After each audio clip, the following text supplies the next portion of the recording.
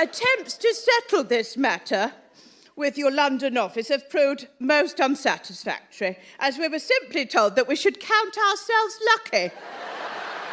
A reference, presumably, to our continued physical liberty and good health, which in no way recognises the financial loss we have endured. Granted, there was an iceberg-related operational complication in the voyage's latter portion, but that does not detract from our contractual right to have experienced it.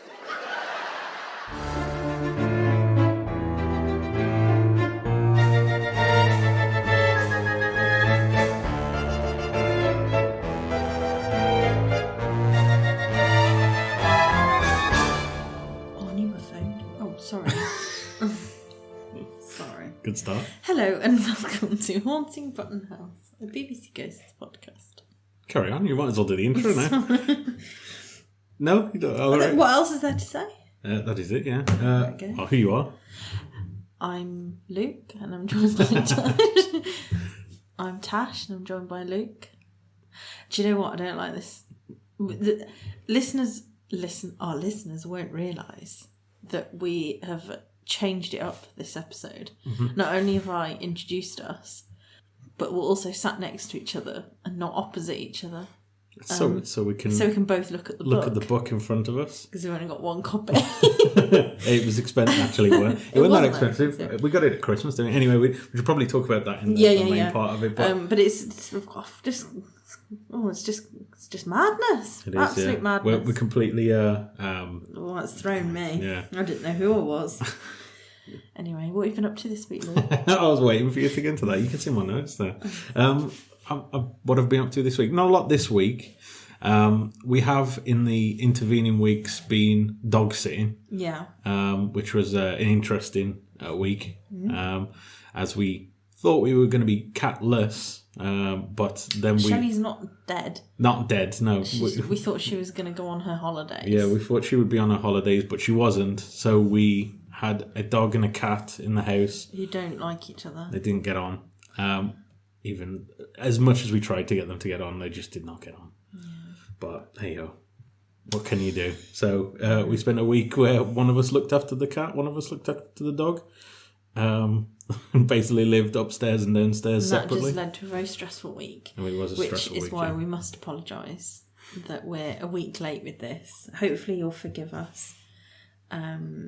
It wasn't our fault, it was the dog. We're blaming the dog. He can't speak for himself, to be fair, so it's the easy scapegoat there. Exactly.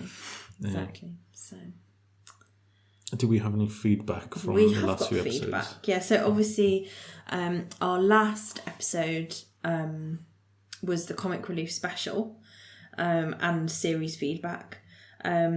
So Caroline said, I love this little sketch. It's very much standalone, but gives all the regular characters their moment.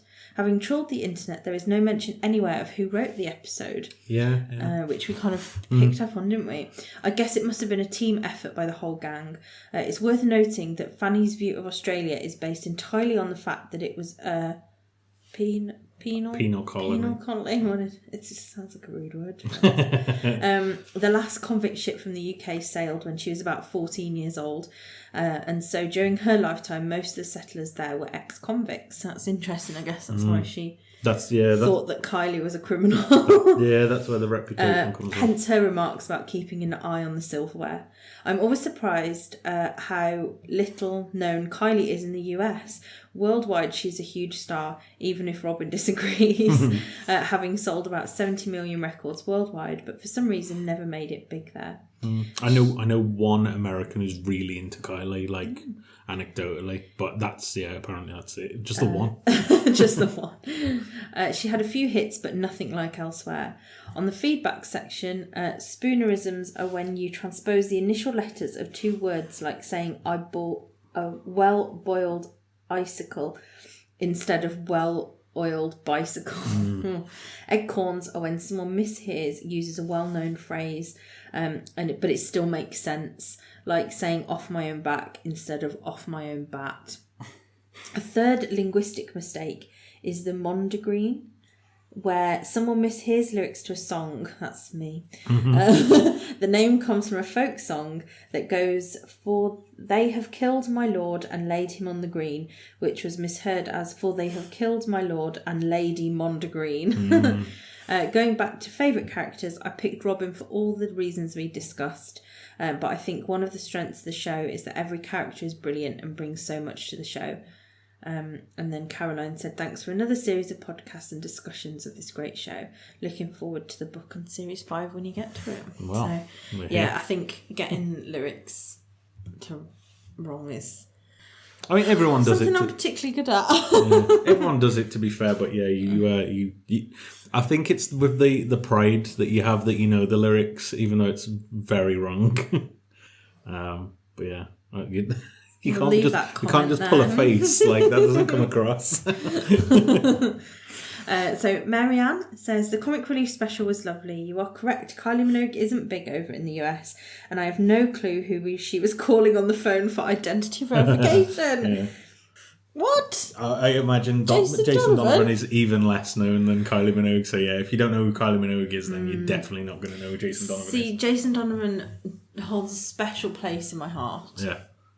Because he played Joseph in The Amazing Technicolor Dreamcoat, and that's one of my favourite musicals. I thought you were going to say it's because he's got a Donna van named after him. The Jason Donna van. No, that is also... Donna's a kebab, for anyone who doesn't know. The thing is, that isn't him. That's someone else who came up with that. And I will be forever grateful. He fully endorsed it when he was on TV. Yeah. So. But yeah, Jason Donovan's got some hits as well, I must say.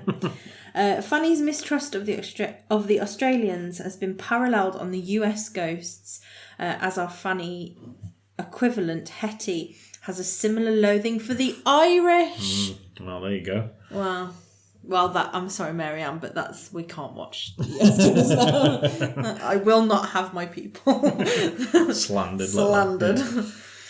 The whole skit was very well done, and I found myself wishing for more.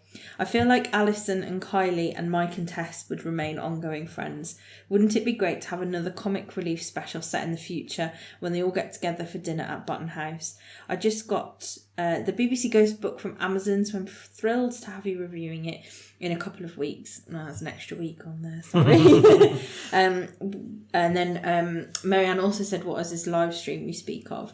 A new Ghosts book. Did I miss the details?" But I let Marianne know about that. So we've discussed that, haven't we, Marianne? Yeah.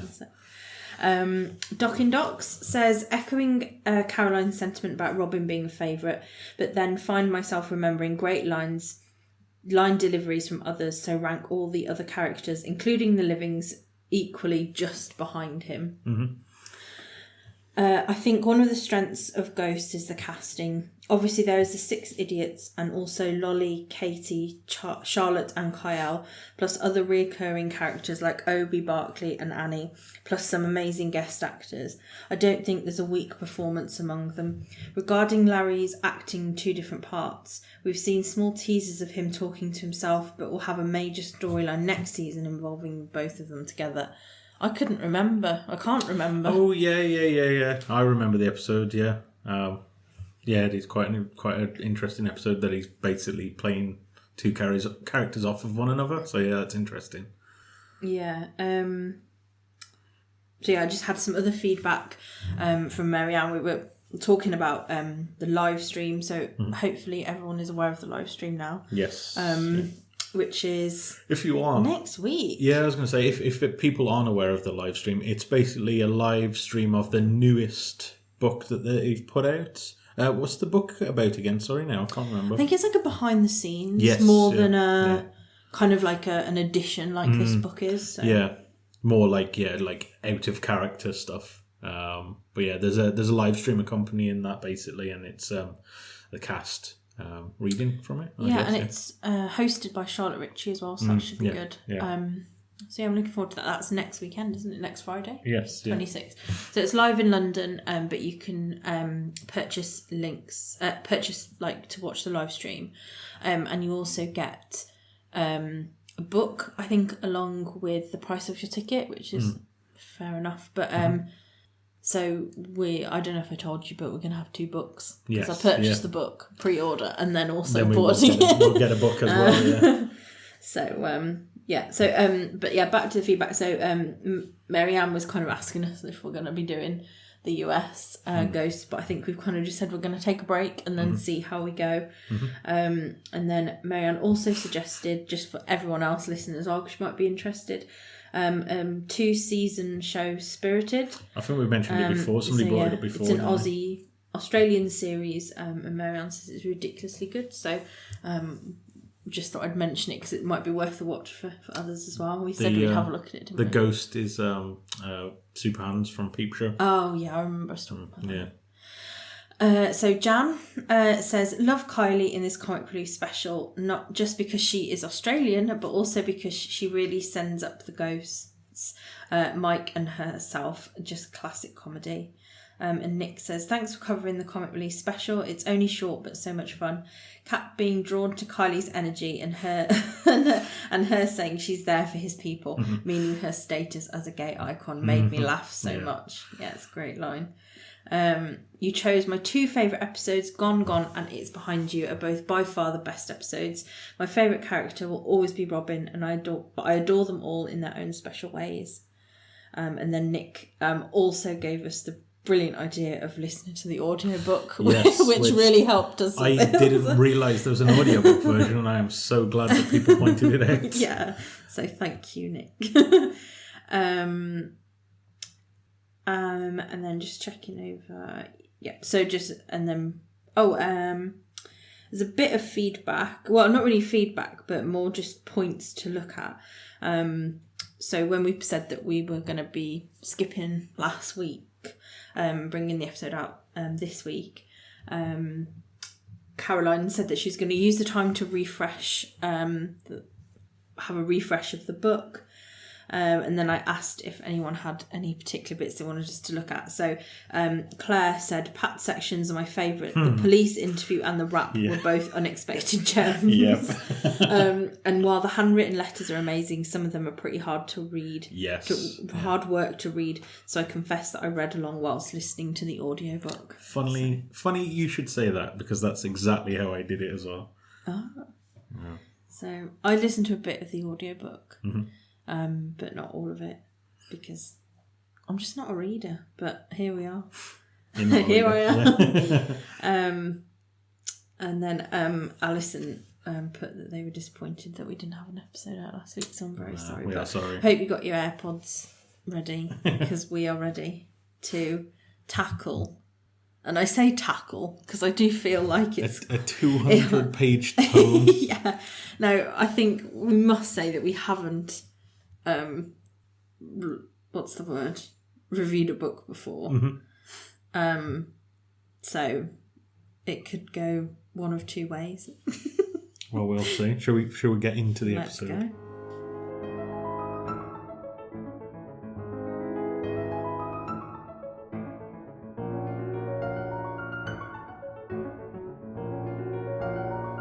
So this week, as previously mentioned, we are taking a look at Ghosts, the Button House Archive, which was published by Bloomsbury, and I've just put written by everybody, because basically it was written by all of the 6 idiots, as everyone calls them.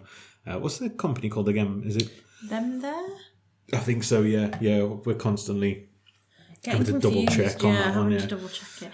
I just will say as well, I hope this isn't annoying for listeners, but we have got the book in front of us. So, you might hear us, turning the pages. You might have an ASMR experience while we're listening to it, or opening it, But hopefully it's not annoying for you.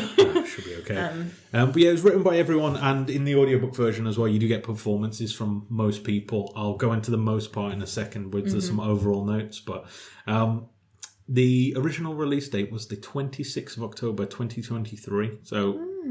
pretty much just shy of a year old. This book is. I think we got it. I think we were in Asda at Christmas. Yeah. And we were like, oh, there's a ghost book. We were like, well, if we do the podcast, maybe we should get the book. I think we hadn't started the podcast at that point. And we were like, we should get the book because that would be good. We hadn't fully decided that we were going to do it either, had we? No, we just we bought this because we thought it would be a good idea if we ever did it. And then a year later, we're finally reading the book. So yeah, just a bit of background. I did get the audiobook version of this one as well, and I read along and listened to the book at the same time. So it's both of these that I'm covering from, which it's interesting because you kind of need to have both. You don't need to have both. If you're only going to buy one, I'd say just get the book. If you can, get the audiobook as well, because that adds a lot of stuff to the book, but there's also stuff missing from the audiobook. So there's nothing of Katie Wicks in this, which is understandable because she'd left the series, so she's not going to... By that point, she's not going to come back to that. So if you do buy the audiobook, you get like a PDF with all of the stuff that's missing from the audiobook version. So you just get like all of the stuff that's to do with Mary, basically, that's the written version of it. Also to note, at the end of the book, there's a handy list of contents that goes through like each ghost. So it's not like I'll show you just very quickly. So if you're an audio listener, this is going to be rubbish, but just bear with me. So before the pictures, there's like a list of contents, and it's like goes on about like Buttonhouse, the captain, Humphrey. So if you're interested in a specific character, you can just jump to a part of that. So I think I have only really looked at the book. I've not looked at the audiobook. And that's mainly because I'm very locked into Spotify, because that's where all of my like playlists are, and that's what I use to listen to podcasts as well. And the audiobook wasn't on Spotify, and obviously Spotify have only recently started to do audiobooks. And that's included with the plan. So I was a bit disappointed really that it wasn't included there, because they have so many other books. I've found that Spotify's collection of stuff is tiny bit limited, but it's probably something to do with like licenses and stuff like that. I just wonder why. I mean, somebody had picked out certain chapters of the audiobook and put them as a podcast, which feels like that's going to get taken down. Which I did listen to like a few bits of the audiobook, but obviously I was like, is this it? And obviously no, that was only a part of it. So it is a bit disappointing that it isn't on Spotify, but it's just one of those. That's the main reason why I didn't listen to it, because I just didn't really have... Well, you had it on Audible, but... Yeah, I literally... couldn't bother to log in and try and navigate your Audible. I'm quite the Audible listener, so I just thought I'll just get on Audible. And it was like... to re-sign up to it again, it was like 99p. I was like, okay, it's worth it for 99p. Yeah, I probably should have just done that, to be honest. Anyway, here we are. Complete... full honesty of this, I have never ever reviewed a book before, and I barely ever listened to book reviews. No, so we're both in the same position. Kind of flying by the seat of our pants with this one. So I'm kind of just going to go a rundown of everything that's in the book. I've not taken super extensive notes, apart from when I think there's parts that I've sort of labelled that I thought were interesting to sort of go over. But yeah, I'll just start at the top, basically, and we'll just work from there. We start with basically the front and the back have like a nice handy timeline of where the ghosts were, where they existed in different historical periods, and the events as well that happened, so you can sort of place them at the same time. I think this is so useful. Yeah. I think when we first got the book, we were like, oh, this is like so interesting, because even just like the different ages of the ghosts, like, I don't know about anyone else, but like I'm looking at it right now, and Kitty died age 22. Yeah. Robin, age 23. Yeah. But he looked like... How is that possible? I think it was a very hard life as a caveman. Very hard life as a caveman. But like, you just don't even put them in the same age bracket at all, let alone just a year apart. It's... Yeah, I just found that really interesting. And the fact that a lot of them are like in their 40s as well. But I guess, I mean, I don't know how old the actors are, but I guess it's kind of... I'd say most of them are probably in their 30s, I'd say. Yeah. Maybe 40s now, but I think when like they started doing it, they're in their 30s. Anyway. I guess it's easier to make someone look older than it is to make them look younger. Yeah, definitely. So yeah, that's the front and the back of the book, and yeah, it is quite handy. we go into some unpublished poem, or well, basically it's Hermione and Roger, which is like a very short sort of excerpt from it. And it also goes on to, in the next page, to explain basically what the book is. And it's basically like a collection of documents that Alison has compiled and basically put into this kind of basically the wrapper end of why this book exists, basically. Is it called the foreword or something? Yeah, Did they say that? Yeah, it would be I guess so. They don't call it that in this, but yeah, it's basically like this is what the book is, but yeah. Then we go into the ghost rules. So they again, I won't go through all of these because we'll basically be reading the book at that point. But some of the interesting things from it is that the ghosts don't have any idea of why they don't fall through the floorboards. They can go through float. Yeah. But then we hear their footsteps. Yeah, that is true. I mean, that's just unfortunately you can't escape being an actual human being. No. But yeah, they kind of explain that they can go through walls but can't go through the floors for some reason.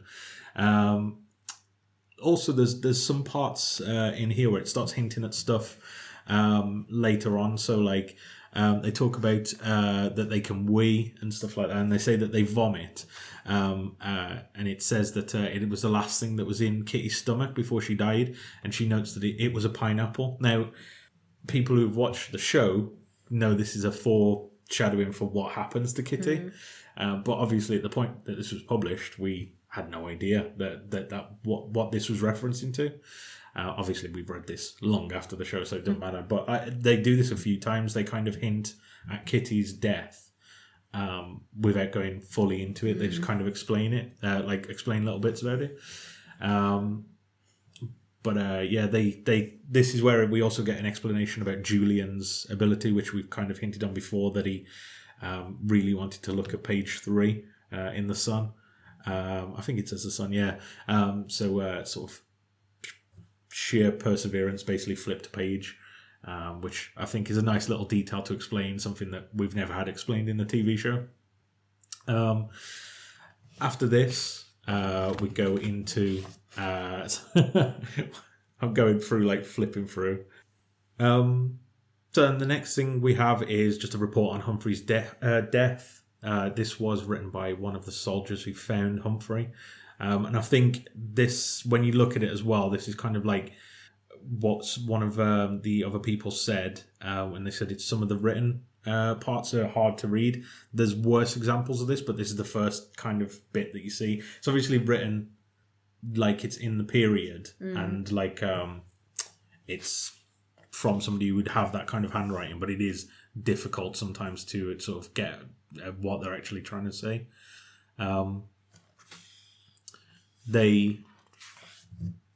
If you read through it, there's lots and lots of falsehoods basically in the account.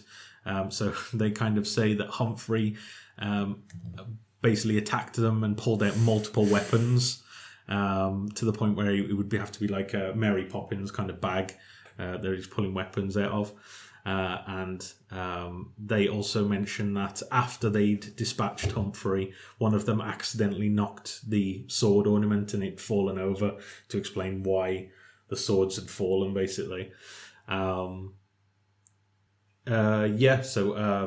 After that we go into, again, I'm just going to try and breeze through because otherwise it will take absolutely forever. I know, we probably should have done this in 2 parts. I mean, maybe if we get to a point where we're like, this is really long, we might split into 2 parts, but yeah, let's see how we get on with this one so far. Then we get into the captain's daily physical jerks. The captain's parts all through this are just like a carry-on film. There's so many innuendos throughout. His face in the pictures just look really bizarre. Yeah. They're like really serious. Yeah. That's the thing as well. Like, why I think the book is probably the best way to go about it, but you do lose. So like, you won't see the pictures, but you do lose as well them actually narrating their own bits, which they add a lot of stuff to. And it doesn't feel like it was like a cash grab of like them just reading it, so there's an audiobook version. Yeah, they're acting it, aren't they? Really, it's Yeah. not just reading it. But yeah, there's so many innuendos in this. So one of the actions is called the reach around, which I won't go into detail in that. But don't Google it. So yeah, these are all just different activities. Then we go into... Yeah, it says with sincere thanks to resident artist Lieutenant Heenley for so vividly capturing my every jerk. That's it, yeah. Every one of his sections is just innuendos. Then we go into the... I assume this is the archaeologists that came in to basically dig out the plague victims in... Is it the second series? I think it's series 1. I can't remember which series. I think it's series 2, but I'm not 100% sure. But yeah, it's their archaeology report, basically. He is very, very rude about the house. Basically, he's calling it in a state of disrepair, which I guess it kind of is, but it's a bit mean to just document that. It's it doesn't seem like that's part of what they're investigating.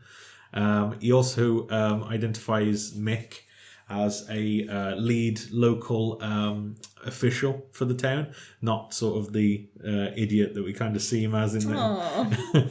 But they sort of say that he's an official because only an official would have gone to London and brought back all of these Why did he go to London again? I can't remember. I don't remember that. I think he was just on a bit of an adventure. I'm sure he went with the king.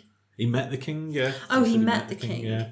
Well, somebody said he was. Students from our postgraduate forensic department kindly agreed to undertake facial reconstruction based on the most complete skull found on site. Named by the department as Button Bill. Might this be the face of the important local official whose vital business saw him bring plague to this blighted parish? Yeah, and then we just see a facial recognition. It's absolutely terrifying, but it's pretty spot on. Then we get a House of Commons expenses report, or it's not a report, it's like a tribunal, essentially, a transcript of one, where Julian has naturally been doing fraudulent expenses. Classic Julian. We find out this is covering a community pool that he's built, but it's built at his house. And he says it's for the community, though, even though we find out that there's only 3 other houses nearby. And he also says that he did invite a lot of people there, but we find out that it was all just young women. Yeah. So obviously, that's Julian. Robin, the next thing is, in the audiobook, Alison is basically taking down Robin's killer chess moves, essentially. Mm-hmm. And he explains what you need to do to win any game of chess. He calls one of the pieces a weird willy guy, which I think he means is a bishop. Anyway. And there's a lot of, you see a lot of people, a lot of the words ducker down, so prawn ducker. It's quite good in the audiobook because it's literally him just reading it just verbatim. Well, it says 26th of Jan, written down verbatim for Robin so he not forget. Yeah. After quite a long conversation about the word verbatim, MB let the record show it is 5:21 a.m. It says he'll let me sleep once I've done job. If he wasn't dead, I would kill him. And it's good in the audiobook because literally that's read by Alison. Yeah. So you get Alison reading that and then Robin doing his sort of moves. Keeping with Robin, the next thing is a butcher's sort of cuts of beef. This is all the official names of where the cuts are on beef. But Robin says that his ideas are better. He says that the butcher's got it all wrong. So he sort of re-annotated it all. The neck is under no circumstances. My favourite is Chuck, and it says if Chuck won, he can have. Short loin, emergency backup bum. Yeah, a lot of bum. More bum, yeah. bum hat. Secret inner bum. Under bum. Bum stick. What's the bum stick now? The shank. The shank, okay. Yeah. Oxtail. Is that what an oxtail is? Yeah, I think so, yeah. I thought it was the tail of an ox. Specifically from an ox. I think ox is just a fancy name for a cow. or a specific cow, like. But yeah, I think that's just Oxtail. Yeah. You put brisket. Nope. Where's brisket now?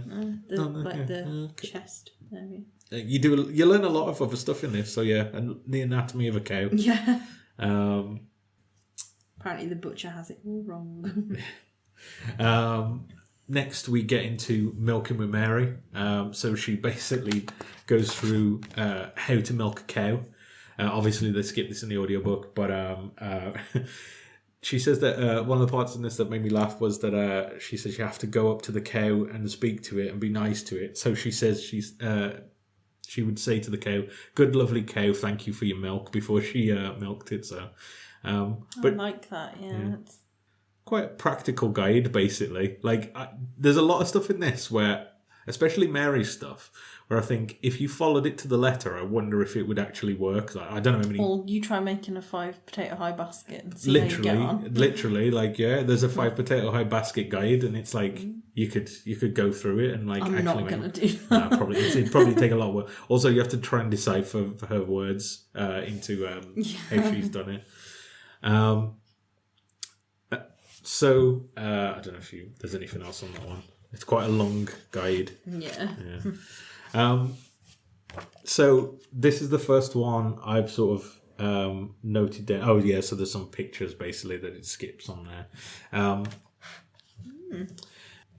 So this is the first part I've noted down, and it's something else that somebody else has said in the feedback of one of their favourite bits is Pat's parts. So. So the first thing, it's basically like newspaper clippings of stories that involve Pat, basically.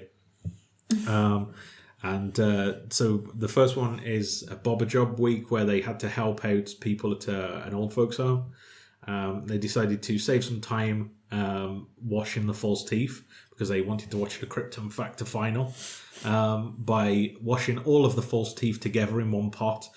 They didn't realise this would obviously lead to a mix-up in all of the teeth, and then they had to work out which teeth to go back into each pensioner's mouth, basically, which they said is kind of like their own Krypton Factor. They described one of the pensioners as like Ken Dodd because he had the hair and the wrong teeth now, basically, which I think is proper diss on Ken Dodd. It says it was very upsetting. Yes. And Pat also says, from now on, I'll be keeping my boys out of pensioners' mouths. It says, sadly, one resident passed away while the mix-up was being rectified, although Mrs. Lineker assured our reporter that the correct dentures were swapped in prior to the funeral. Yeah. There's a lot of stuff in these. The second one, I literally, I burst out laughing at one of the bits. So, this is him taking the sort of adventure. They actually name it's the Boys Adventure Club, and they go to a sort of bird display, and basically a condor attacks a boy over some dairy milk fudge that he's got in his pocket. And as the condor is like sort of chasing after the boy, Pat just shouts, "Drop the fudge!" It's just really Alan Partridge, just all of it basically. But yeah, I thought like this was one of the better parts in it, and a lot of Pat's stuff tends to shine, especially in the audiobook, because I think his character is like nailed it. Yeah. It also notes at the end that they're going to stick to something safer next time, like orienteering or archery. So yeah, kind of. Yeah, it says Mr. Butcher says he's cancelling the upcoming visit from the local snake handler to be on the safe side, and says he'll focus the boys' activities away from the animal kingdom and onto other safer pursuits such as orienteering and archery. Well, that didn't end well, did it? Exactly. Next up, we have a letter, and we get a few of these where it's letters from Thomas to somebody called Miss Jane Ash. And the letter itself is just very Thomas, like very poetically written, but kind of nonsense at the same time. Again, it's that kind of, it's easier to read than some of them, but I think Kitty's ones are the hardest. But yeah, still quite difficult to read. And basically he's saying how he's fallen in love with this Miss Jane Ash. and is swooning over her, and basically gets a reply. She has no idea who he is. He says, "Until then, I am your servant, your slave, your sweetheart." Yeah. And then she says, "I'm afraid I cannot recall meeting you." And we get throughout the book, we get like the correspondence between the two of them, and it's again quite well read when it's in the audiobook. Then we go into Lady Button's menu for Lord Button's 50th birthday. Yeah. Which is in 1906. 12 courses. Although the 5th course is literally them just changing the dishes, which I removes. I didn't realise that was a course, but egg and melon fingers. Yeah. What of there would you actually eat? Oh, good question. Probably none. It all sounded absolutely awful. Orange a la orange. Yeah. It would have to be the 4 cheeses for me. Yeah. I mean, you can't go wrong with 4 cheeses, can you? Although, Fanny's Flan Fanfare, creamed ice, Dunwoody pudding in a pomegranate spill. Sounds quite interesting. Interesting. Yeah. I don't know. Yeah, egg and melon fingers. What? It's a sorbet as well. Kitty wouldn't have liked that, would she? Probably not, no. She doesn't like egg. Yeah, they do mention that. I forget about these. What's an oyster recollection as well? I have no idea. I'm pretty sure they've made this up as they've gone along. Like, these can't be real dishes. I mean, let us know if you've ever eaten any of these dishes. I think the only one that I could say you probably might have eaten is... And then again, you're not going to... Lamb groin. Who's eating lamb groin?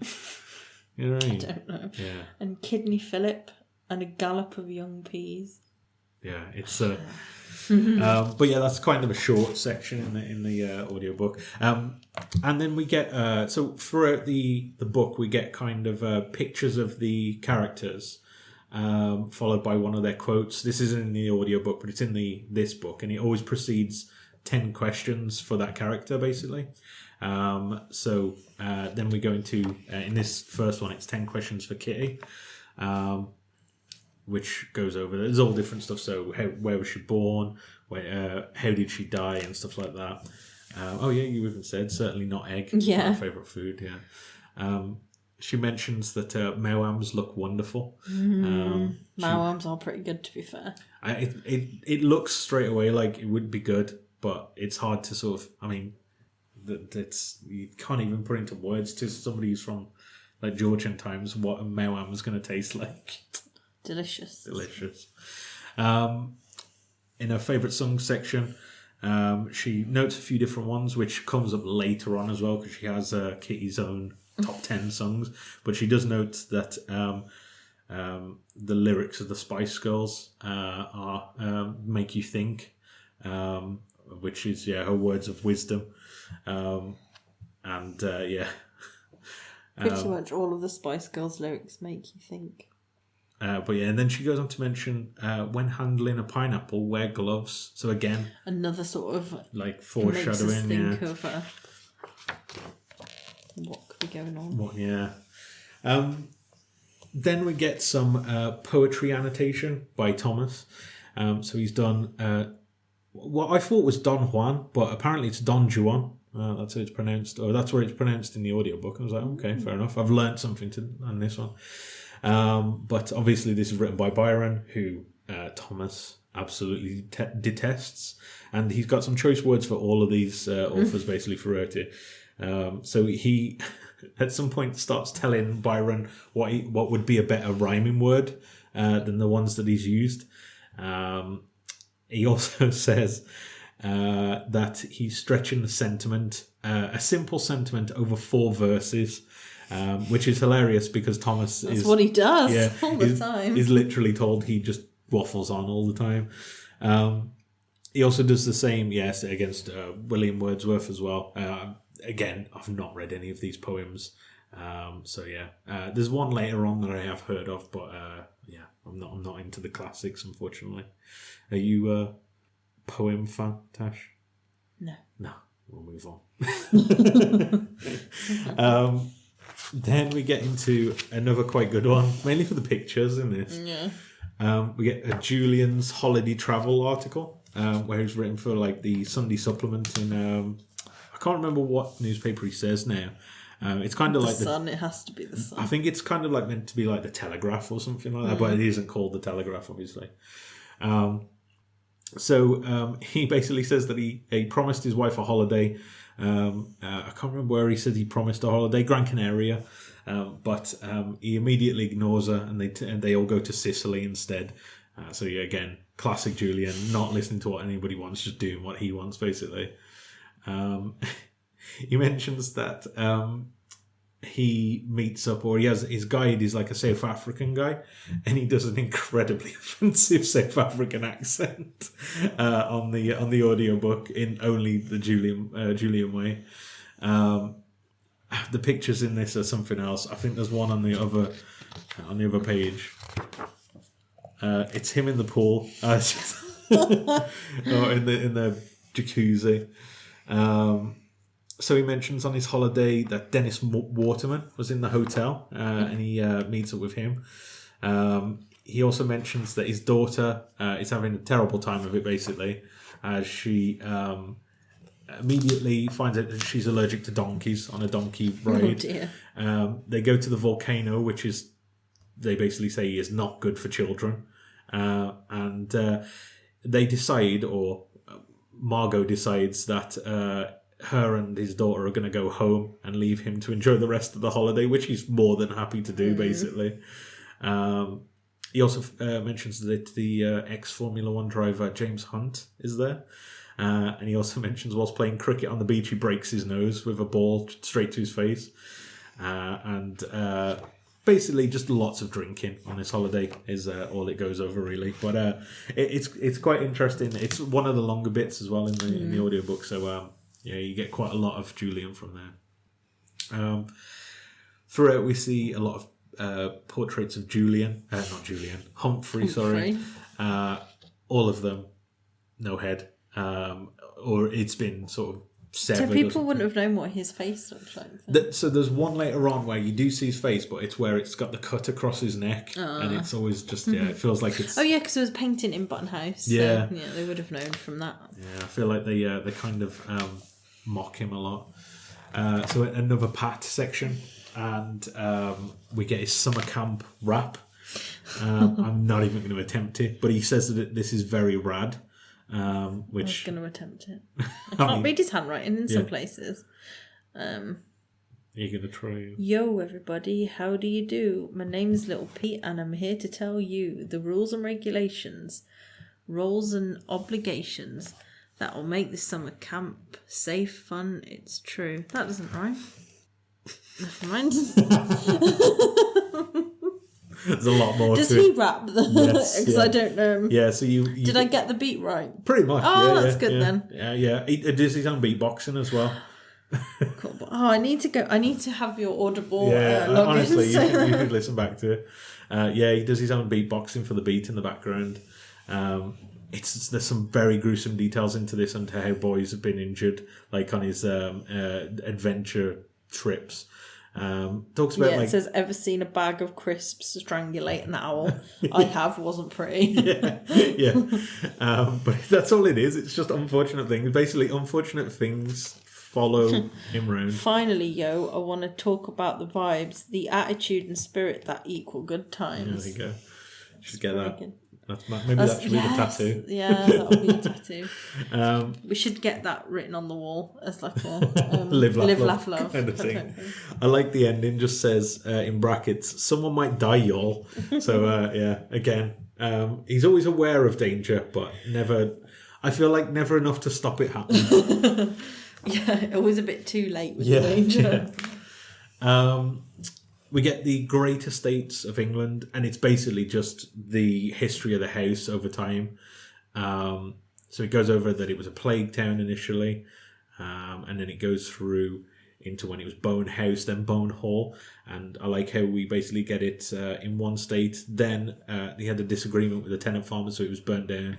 Then they mended the fences with the tenant farmers, so they built it back again. So you get the full It history. does look different to what it looks like now.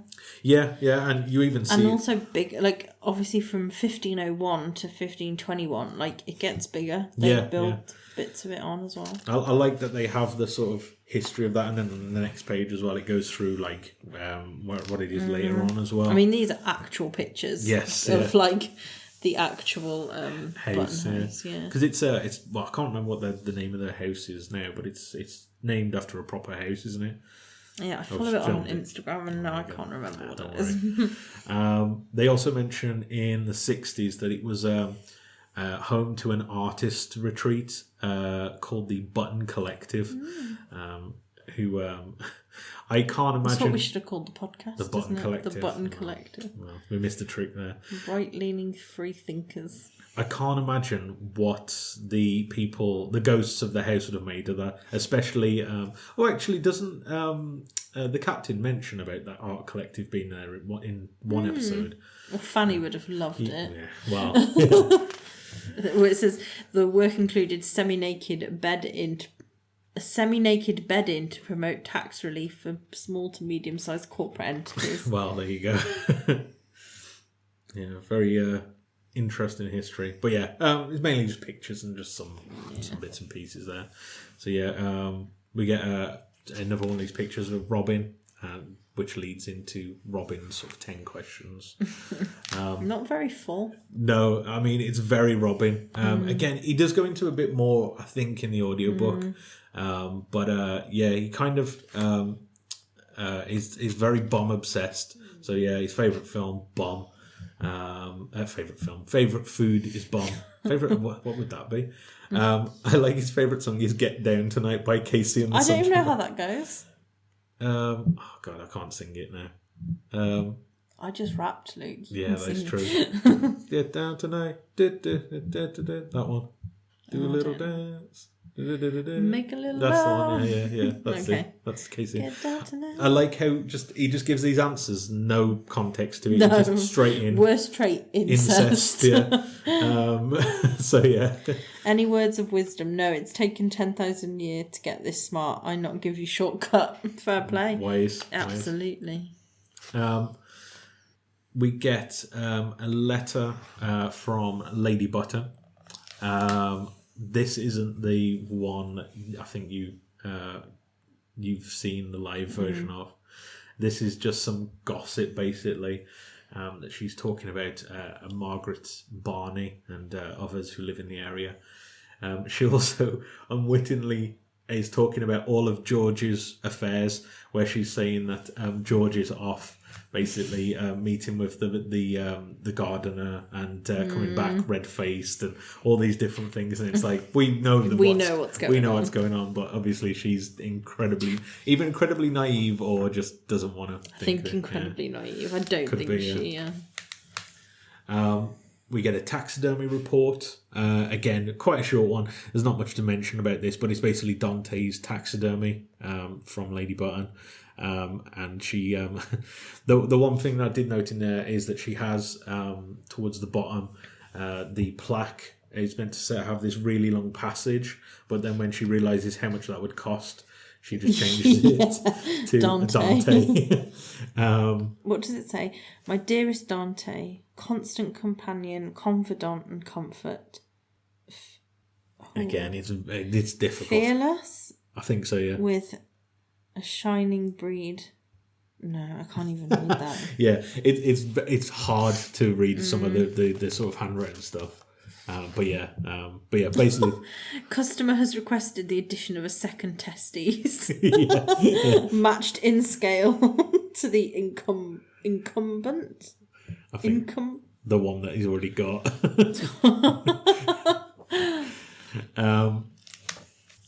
We then go into the captain's diaries from the front lines, which we get bits of this all the way through like sort of going through the entire war, and sort of goes through his journey of what's happening to him at Button House, because we basically have him describing what Dunkirk is like, but then goes into explaining, I imagine that's what it's like because I'm not actually there.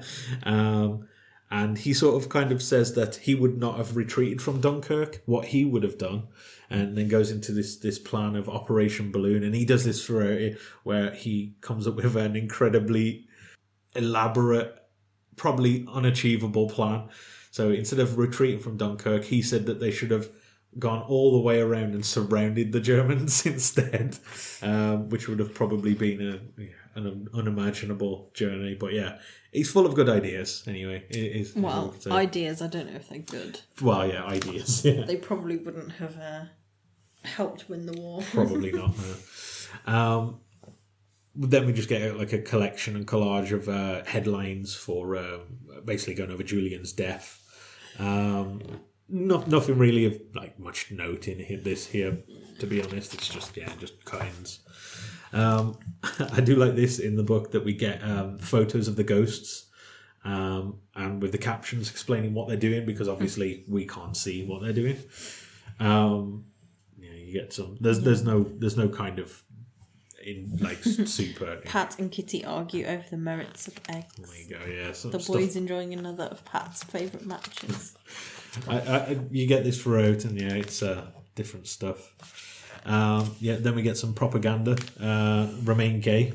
Again, lots because more. He wants you to go down. Exactly, lots of innuendo in all of this. But yeah, that's what's his name, isn't it? The Havers, is it?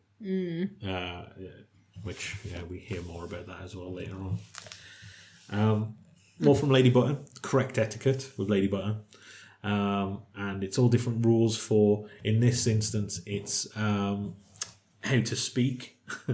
And pretty much summarising it, it's basically do enough but not too much or too little in anything. So she mentions that you should never speak too much because that's considered greedy and vulgar, and then you should neither speak too little. So you literally can't win basically with Fanny in any of her sort of rules. Then we get Do not interrupt. Yeah. I like how she says, on one memorable occasion, I made a rather poor choice of complimenting Miss Crossley's new hairstyle. Frankly, it was so frightful I could think of nothing else to mention, and I panicked. There's a lot of, especially when Fanny's actually reading it in the audiobook. Yeah. I think it's, quite good in that. We get postcards from Pat, and we get a few of these throughout the book, and it's basically his holiday sort of stories. That he's writing back to his mum and dad. He tries to speak some Spanish, but basically it's just him saying "hola" all of the time. He mentions that they were stuck on the smokers section of the plane, which in the year 2024, the idea of a smoking section on the plane just is bananas. Absolutely mental. Yeah. He also talks about a mini golfing adventure that they had where their ball got stuck in the lion, so he put his hand up the lion's anus, and then he got stuck in the in that position, basically. But yeah, again, not too much in this, just kind of little stories. I think it's like worth mentioning, just as we're going through, like how even like the writing is bang on that person. Yeah. So like obviously Mary and Robin can't write, so they need Alison to transcribe for them, and so it's always her handwriting. And then like with Pat, the postcards, like I mean his handwriting is very similar to yours, whereas it's probably better than yours. But it's that kind of, it's very like you can kind of tell like a man has written it. Do you know what I mean? Yeah. And same with like Lady Button's like handwriting, like it's just so right, it's just bang on, isn't it? Like even without like really reading the content and just looking at it, like I would guess that was Pat. It just really shows how they know the characters so well. Same with Thomas on the next page. Like, exactly. His handwriting, the letter, the paper, and everything is just, So we get another letter from Thomas. Again, this is replied to Lady Ash, and she's just he's very insistent that he did meet her and that she does know who she is, and actually she has feelings for him, and she knows this. And she again reiterates, I really have no idea who this is. She has no recollection of him whatsoever, which again is just so Thomas, basically. Yeah. Because let us end it now. Yeah. So this is the worst, I think, is Kitty's diary. It's got a lot of good stuff in it, and I think the audiobook version is good, but reading it is a tough ask, really basically. Difficult. It's just very... I mean, it's at the time, though, isn't it, I suppose? We find out that basically Eleanor joined Kitty on a visit into town because she would not let Kitty go on her own with her dad. It's clearly very horrible to her, as we already know. Kitty's completely oblivious to this. Basically, they go out to pick fabrics to make dresses, and she convinces Kitty that this really thick, horrible-looking fabric is the one to go for, while she has the best fabric, basically. And she also pushes Kitty into a lake, saying that she is basically learning her how to swim. And it's just incredibly sad to listen to all this, basically. But hard to read. Well, yeah. Then we get questions from Mary. With Mary, sorry. And this, again, not in the audiobook, so you have to read this one. She explains that she doesn't want to talk about how she died, which this must be before she explains everything, because I think that's kind of when she disappears anyway, isn't it? When she finally is accepting of all that. Yeah. So she mentions that she drank mainly ale. That was her favourite drink because the water was not fair enough. Yeah, not fit to drink. She gets confused about what regret is, because she says biggest regret is to say, it's about 9 potatoes long, 9 with the beak. So I think she thinks it's a bird. And one of her words of wisdom, her worst trait is that she says that she's got a bit of a temper, and that she says she's combustible, which I think is quite funny. Yeah. But yeah, that's kind of her sort of questions anyway. And then we get to, I'd say, one of the more well-known bits of the book, and I think it's something that you knew about even before we went into reading the book, and this is Lady Button's complaint letter. The audacity of the woman is unreal. Yes. So basically, to summarise it, she's complaining about the fact that they went to attend the Titanic, but when they got there, 2 people had stolen their cabin, their first-class cabin. Basically she gets a response back that when she initially spoke to somebody about this, she says they told her that she should count herself lucky, but she says basically up until about a quarter of the way, or I think it's an eighth of the way, she said, it was a pleasant journey until they got to some iceberg-related operational complication. And she says, which, to be honest, contractually, she should have experienced that part of the journey as well. And she mentions that that she wants to be reimbursed for that portion of the journey, or the first part of the journey, which would equate to £57, 7 shillings and 6 pence, which I did an inflation calculator for. It works out in today's currency as £5,000. Gee whiz! Yeah, she's asking for £5,000 back, basically. I think they've got bigger fish to fry. Yeah, well, yeah. I think my particular favourite bit was the PS at the end. At the end, yeah. My husband George asked to be remembered to you. He acted as a consultant to the board cost-cutting measures and hopes his idea about lifeboat provision proved beneficial. Well, yes. Well, I mean, yes and no. Would-be survivor / victim of the RHS the Titanic. Is that what she signs off as? I forget that she's like, yeah. It is quite good as well, listening in the audiobook. Yeah, she's so good, isn't she? I think the clip that I saw of it wasn't from the audiobook, it was from the live stream. Yeah. That they did for this book, and it's just hilarious. It really is hilarious. Then we get a cricket report, which I didn't realise was a thing, but apparently is.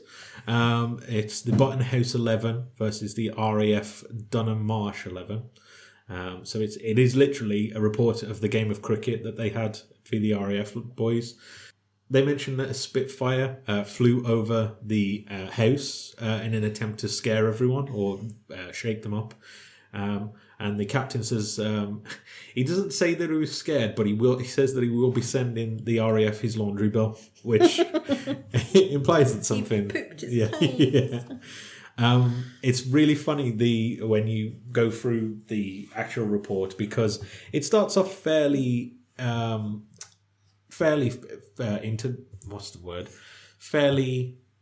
informative, sorry. Then Havers basically comes on to make his sort of batting sort of display. And it essentially then becomes a love letter to Havers, where he's basically just writing up about him. Obviously, in cricket, you have a batting partner, so he's with another person. And he just basically says he was there, essentially, as well. But he's just constantly talking about Havers. When Havers eventually goes off the pitch, it's like about that much. I think this is all Havers, and then the tiny bit at the bottom is the end of the match. It's just really funny. I also like, as well, anything with the captain in, it'll say his name, but it'll always have a tea stain on it or burned, so it's always covering his name. So again, they kind of kept that sort of hidden until they finally got to the TV show.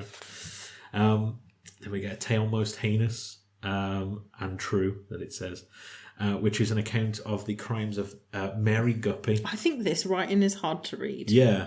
Really hard. I don't know what did he call it? Like cursive, is it? Like when it's I don't know. Really... No, I don't know. I just find it really difficult to read. It's that 1600s. Yeah.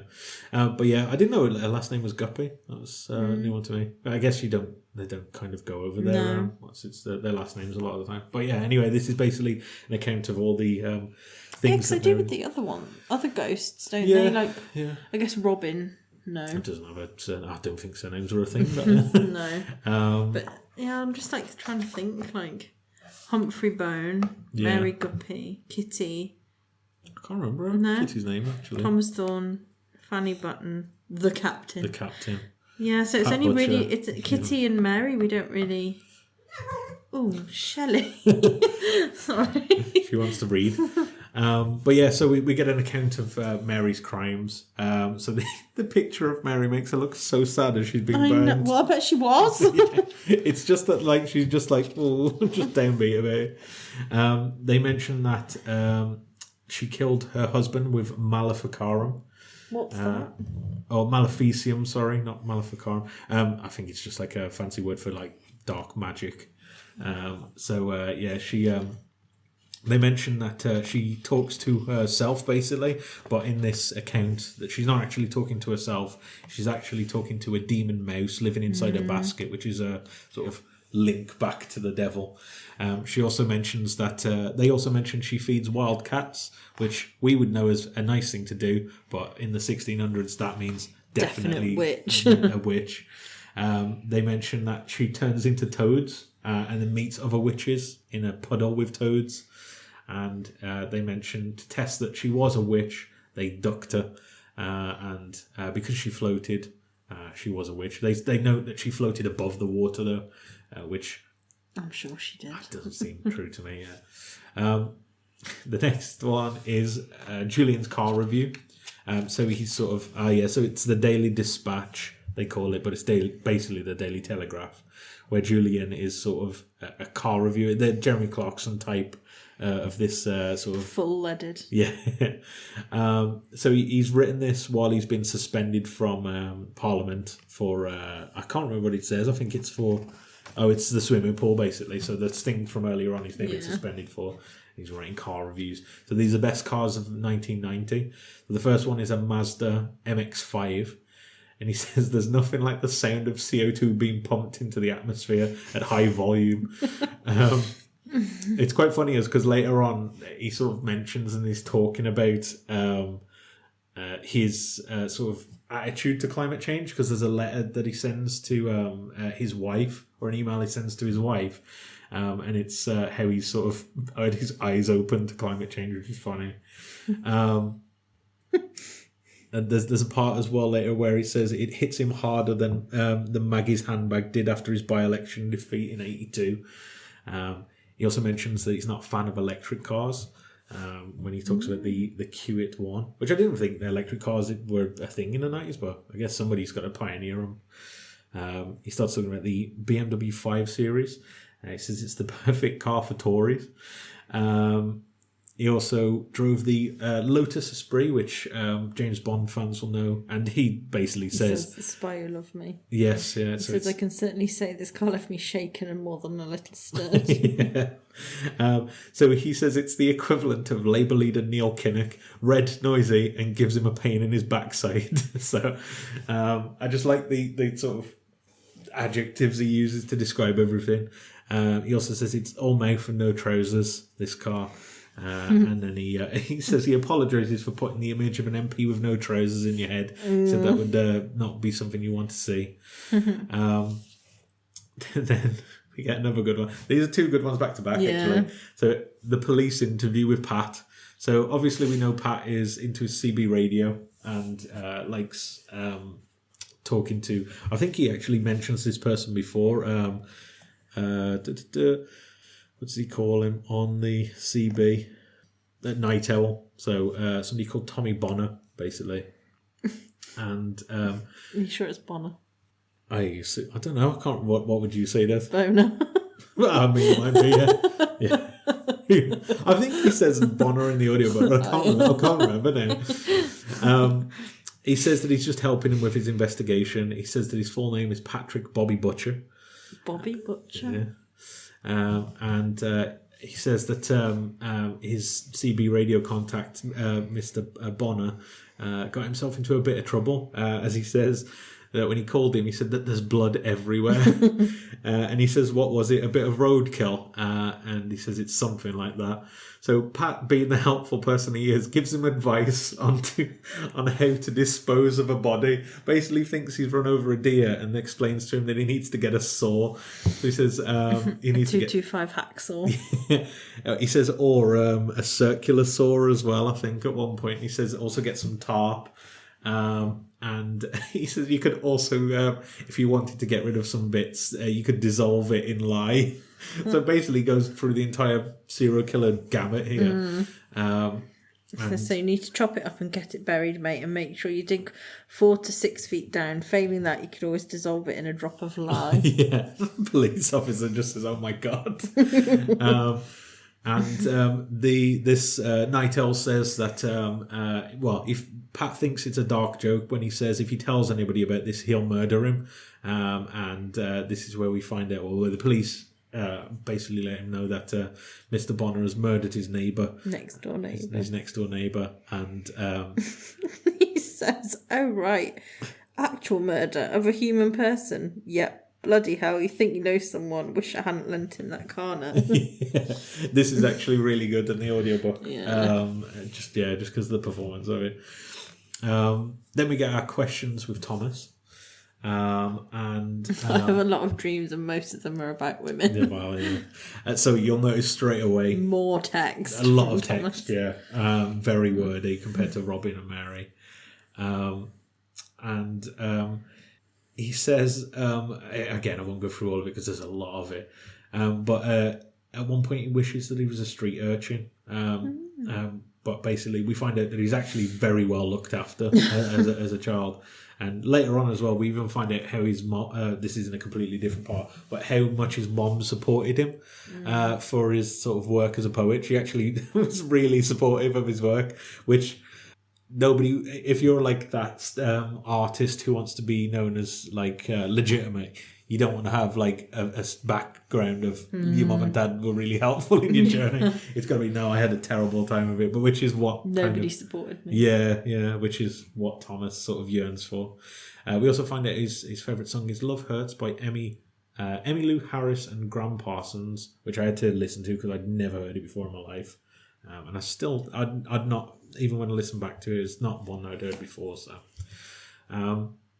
when he starts talking about his worst trait, it sounds like Dennis Reynolds has written this from Always Sunny. It's like very like what's the word? Self-important, I guess. He starts talking about how he has the fires of Vesuvius and the hate and wrath of God's fury and stuff like that in him, which just honestly just sounds like something Dennis would say when he's angry.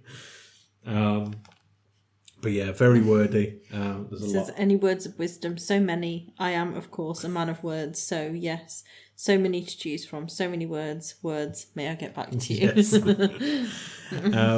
Then we get, again, this is in the audiobook, we get the TV schedule with everyone's picks circled. Yes. So really, you can just go over what everyone's circled in this point. There's not much context to take from it, other than Lady Button enjoys the One Show this morning. Robin likes Wonders of the Universe, University Challenge, and Only Connect, which... he's a BBC Two kind of guy, is, isn't he? yeah. Match of the Day. Pat. Yeah, Pat likes Match of the Day. Mary obviously likes Loose Women. The captain likes Rome with Ben Fogel and Hitler's secret super weapons. So yeah, just the various things he's into. Julian likes Body Heat, which is an erotic thriller from the 80s. It says watch live and record. Yes, yeah. Kitty likes One Tree Hill. Pat and Julian both like just something called Food and Drink on the Food Network, which I don't know what that is. oh dear. We've got a cat on the book. Cat on the book. Cat on the book. Come on, Shell. And we also have Thomas likes the Friends omnibus on Comedy Central. Captain Hitler's secret super weapons. Yeah. But yeah, there's not really much to go off of that. It's just a mock sort of one of these. Julian's election campaign, again, not too much in this, but he says, "Trust me, I've got this," which is his campaign slogan. And he also mentions that people at the top make sure that the money trickles down. It does, will, and can trickle down. Yes, which sounds like something somebody would say if they wanted to keep the money very much in their own pocket. We get another one of the captain's diaries. This is very short because this is the day when Havers leaves for Africa. So even in the audiobook version, you can tell that he's just sad basically when he's writing this.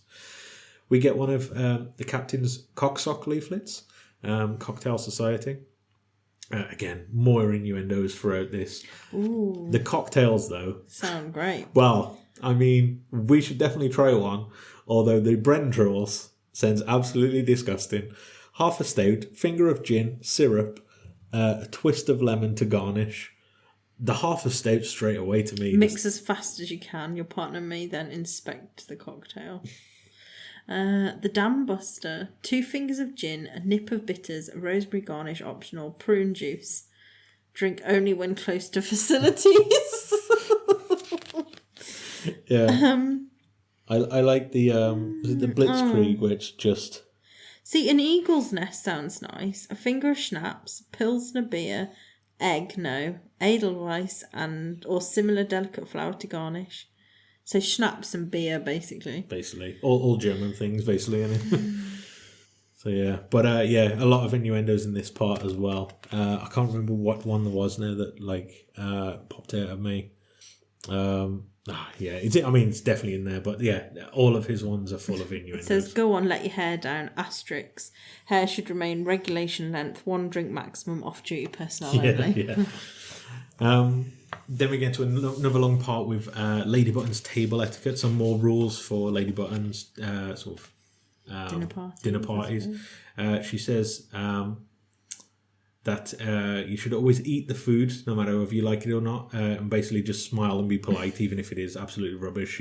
She says there's a point where she, I think she had to do like small chews and then look away while she swallowed it and stuff like that. She says you can smack your lips, which I think I think you don't like people smacking the lips. What does that mean? Like, like that. No. Yeah. Mouth should be closed at all times whilst eating. Very Lady Button. She says, don't speak while you're eating, but do speak and don't just eat, otherwise you look gluttonous. Again, you just can't win with these things, can you? And no sneezing and coughing again. She says no bodily, refrain from all bodily function. Basically says that you need to get up and excuse yourself if you need to do any of those. So, says when you return to your seat, acknowledge your vulgarity, look to the floor and remain silent for the rest of the meal so that everybody knows you are thoroughly ashamed of yourself. Very much, sort of that... This writing is really difficult to read. Yeah, so this is Thomas's tour journal. So obviously we know Thomas went on a journey around Europe to sort of inspire himself, and this is his travel log. So he sort of explains that he has a terrible blockage, something that's filling him up and stopping him from expelling, and he says that this is a blockage of words, which is funny because we know he just actually got the runs while he was on holiday as well.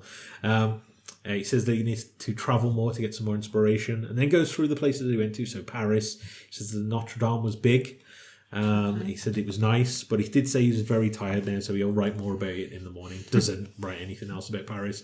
Amsterdam, he basically summarises as that was nice. Like how even he's getting fed up of writing about all these places. Rome, Nice. Rome, he says was sunny and also quite nice. Athens, he says was the Acropolis was nice. Yeah. Whether too hot and not nice. Vienna, nice. Munich, very nice. Flanders, also nice. And then Home at last, and just goes into a bit of a diatribe on that. Then we get, after that, the levels of being a ghost, which are what Pat explained to Kitty in, I can't remember what episode. It's definitely in the last... It's Gone. Yeah. Gone, yeah. So these are the very in-depth descriptions of all the ghost levels. So like, level 0 is just alive. Like, you're completely alive and can do anything. and then she goes on to just describe random things that you can do while you're alive. So level 1 is being a ghost.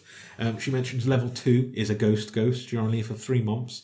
And she says that maybe Alison, if she was a ghost, she could see ghosts when she died.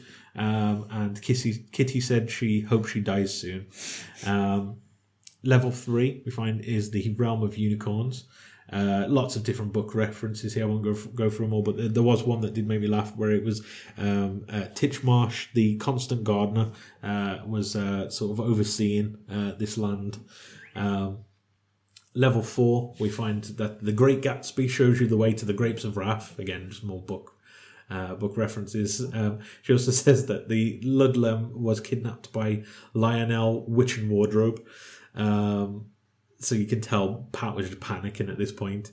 Level 5 is the Lord of the Ring Flies. And level 6 we find is the Castle of Tolstoy, which is the last level before you find Eternal Peace. So yeah, I can't summarise this in the best way that Kitty does throughout the book. So it's better to sort of go through that and read it.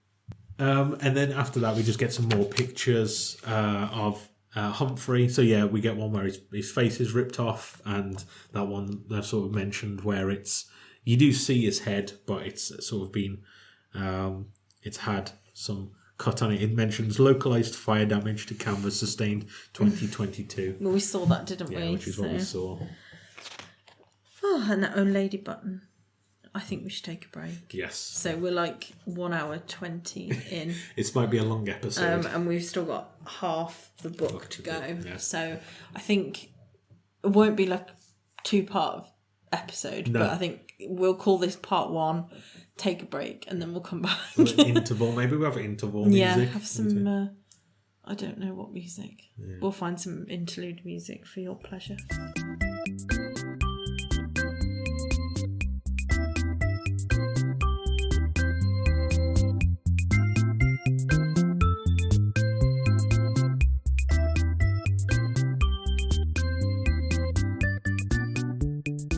So after a brief break, Yeah, brief break. we're back recording. So we'll just pick up from where we left off. So the next portion of the book is 10 questions with Lady Button. Shell's got some questions as well. So again, more of they all follow the same format, I should mention. But there's some of the things I noted in this part was that she mentions that she's not to be silenced about her murder by her husband. Although she then follows it up with, now I refuse to talk about it anymore. So again, a lot of contradictions with Lady Button in all of her segments, I suppose. She mentions that her biggest regret is not knowing true love. Or she says, or possibly miscalculating a bridge score. I love how her fondest memory was the day that she met Dante. So lovely. As soon as she set her eyes on him, she knew that they would be companions for life, like me and Shelley. Yeah. I like how you can see on the waveform where Shelley just meowed because there's a massive peak. So sorry to deafen you there. She also mentions to Alison, any words of wisdom, don't get any more tattoos, they make you look cheap. Yeah, rude. Yeah, so she's not a fan of tattoos, but that's probably a very old school mentality. We get some more diaries from the captain. This is now 1941. I like how he keeps mentioning, and he has that kind of mantra that the British Army did of, it'll all be done by Christmas. Yeah. And then as another Christmas went, they kind of stopped being so... optimistic, yeah. But yeah, he's imagining what the North African front would have looked like, and again reckons that he's figured out a foolproof plan to actually bring the war to a close, which he entitles Operation Backdoor, where again a lot more innuendo in this, but his belief is that they should, instead of trying to attack from the top of Africa, what they should do is sail an entire armoured company round the side of Africa, coming from basically Ethiopia. So sail the entire of Africa, which he reckons would probably take no more than a few days. Yeah. And then basically attack them from behind in Egypt. So yeah, very optimistic. I think his handwriting is interesting on the map.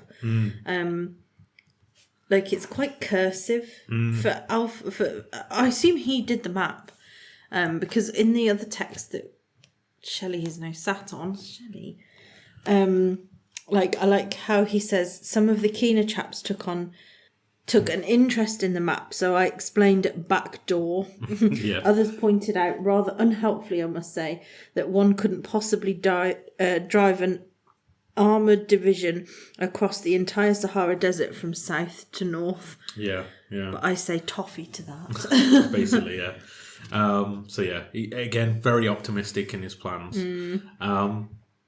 So yeah, the next section is basically the history of the Earth as told by Robin. Obviously, Alison mentions in the audiobook version that she realises that Robin has probably seen a lot of history and asks him to sort of recount it. And he has a very Robin way of describing all of history. It's very factual. Yeah. Although when he says boring, went mad again. yeah. I think he mentions that he went mad about 3 times during all this, which understandable if you're just understandable. Incredibly boring, especially if there's no other ghosts. It's probably not too bad when there's other ghosts with you, but before they help keep you sane. Yeah. He mentions one of the points is that he mentions that Pat says it was the Dark Age, but he says the light seemed the same to me. And yeah, I was trying. Why do they call it the Dark Age? Because we lost loads of technological progress for hundreds of years after the Romans. Oh, technological progress. Yeah, we kind of went backwards for so many hundreds of years. So where would we be now? Well, it's one of those what ifs, I suppose, in history. But there's also the bad parts to that, because it was a big Roman Empire that was very keen on slaves and stuff like that. So not the nicest place to be either. I was going through this trying to figure out what the historical events were that he was mentioning. Yeah, go on. And then... So he goes through. I've literally tried to document everything. So he goes on the introduction of farming. So he's witness to that. He's witness to the first pot, or he sees his first pot, which I assume is the Romans, maybe in England anyway. He says there were some big bullies, which I think they were potentially either the Anglo-Saxons or the Vikings. And he also mentions he meets a king called. I think he calls him. Oh, sorry. It says, the new law say all Stuart must be called George until we get Lady King, who say she not want to be called George, and she want to be called Lady King Queen Victorian. Yeah. And it says she makes special engine that puts steam in sky to make sure sky warm enough. Yeah. If you make enough steam, it turn to electricity, which, like tiny bit of thunder, you use to light house, which turn out to be a lot of fun. Yeah. He just basically, again, the Robin way of describing anything that happens. You can really hear him when you read it. Obviously, with the audiobook, it's a lot literally easier. Hear him. But you can sort of what's visualizing a voice? What's that? You can just hear him. Audio, I don't know. You can hear him like speaking these but things. He mentions as well. He met a person called I think he calls him Canute. He means King Canute. It was like a Viking, but he says that Julian says it's almost funny. I'll let you fill in the blanks of that one. He says there was a bit of war, which I assume is the Normans. He says then all kings were called Henry by law, which I assume was like the Plantagenets, right? It's like Henry the First, Second, Third, Fourth, and all that. It says village gets cough, which is plague. War, but he says there's war, but they all look the same. And so the George bit that I read out is actually a lot later than where on. you are reading. I've just like come to where you are now. But yeah, it says they were fighting over Rose, so that's I guess the War of the Roses. It says house burned down, which we actually see in the book, which is the Bone Hall when he gets burned down. He says he saw his first book. He says he only saw the outside though, so it seemed like a good way to judge a book.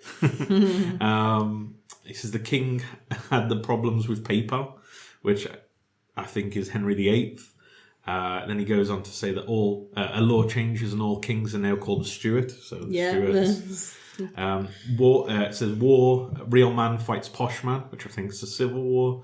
More coughs and scabs, but this time the coughs can be killed by fire. So it's the plague and the Great Fire. And then as you mentioned, all Stuarts now called George, and then Lady King Victoria. Special engine, which is the Industrial Revolution. He says war, but not see it. So I assume that's World War One. He says war takes over the house, which is when the captain's there, so World War Two. He says then the war turns cold, so the Cold War, and then it says, and then basically just gets everything up to now.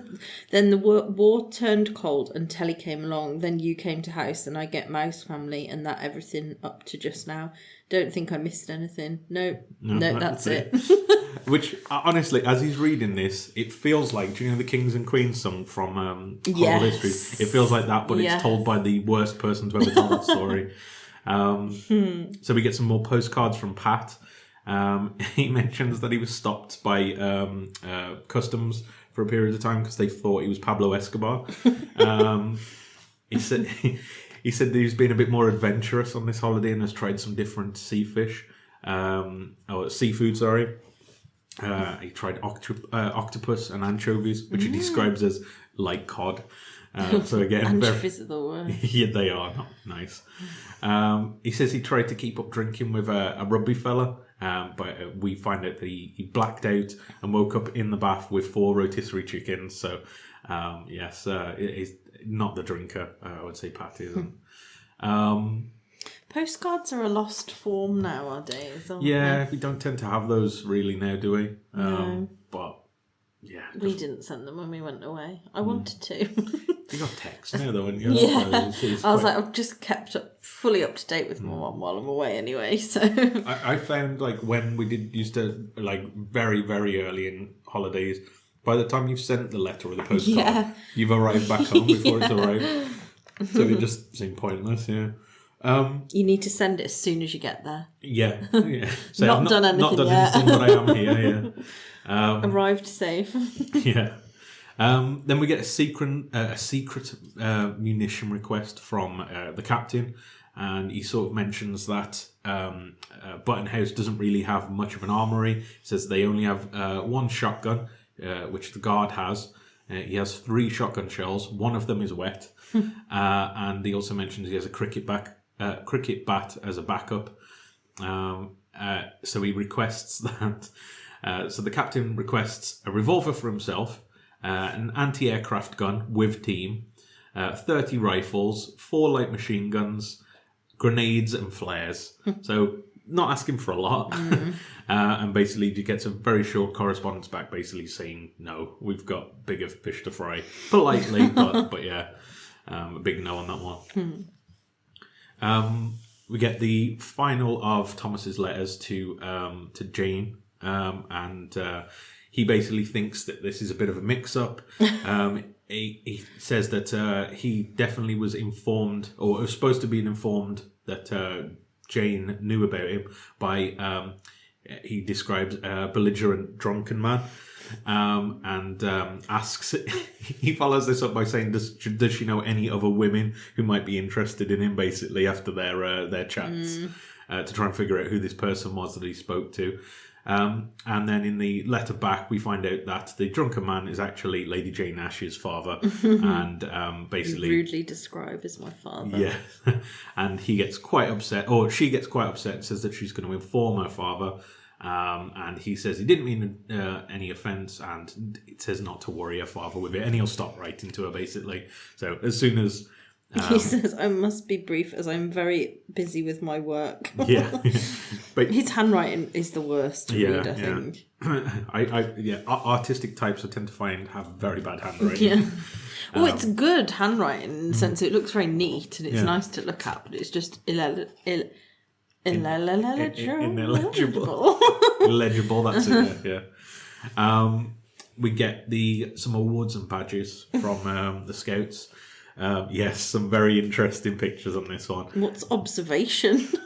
So I think it's meant to be like, they're meant to be like binoculars and your eyes looking out, but they obviously... That does not look like binoculars, they don't look nor like does it binoculars. look like eyes. Yeah, I won't say what they look like, but No. yeah, they don't look like eyes. Some interesting badges. I like the unnatural disaster badge, which is just a nuclear bomb. The camping badge, which again looks like something we can't really describe on this. Farming. What was the other one? An observation. Yeah, I like how archery is also crossed off. Yeah. On this. Then just some more with. It's not questions for our lesson here, but it's basically just some more pictures of that. We get Mary's instructions for making a basket, which is next. Again, not really. Well, it depends how much, because it's not read. You have to. It's not read on the audio, but you just have to read this part. So it's all told in Mary's voice, which you can kind of get from this. I like how she describes about a chap called Godric. And it says that if the wicker's frail and does snap when it's bent back, like Godric's arm in the forge door, it's not fit for working and should be cast aside like Godric after what happened. Again, this Godric's not having a good time. She mentions that the basket needs to be 5 potatoes high, so keeping in sort of spirits of what she mentioned before. She referred, it's really hard to follow this if you were trying to follow this along, because she refers to the wicker as worms. So it's constantly push the worms through, kind of like when she did with wires. But I do think you probably could follow this and actually build a wicker basket. I don't know if anybody actually has from this, but if you have... Well, Alison did. Well, Alison did, allegedly. I was going to try and read it in Mary's voice, but I don't think I can do it justice.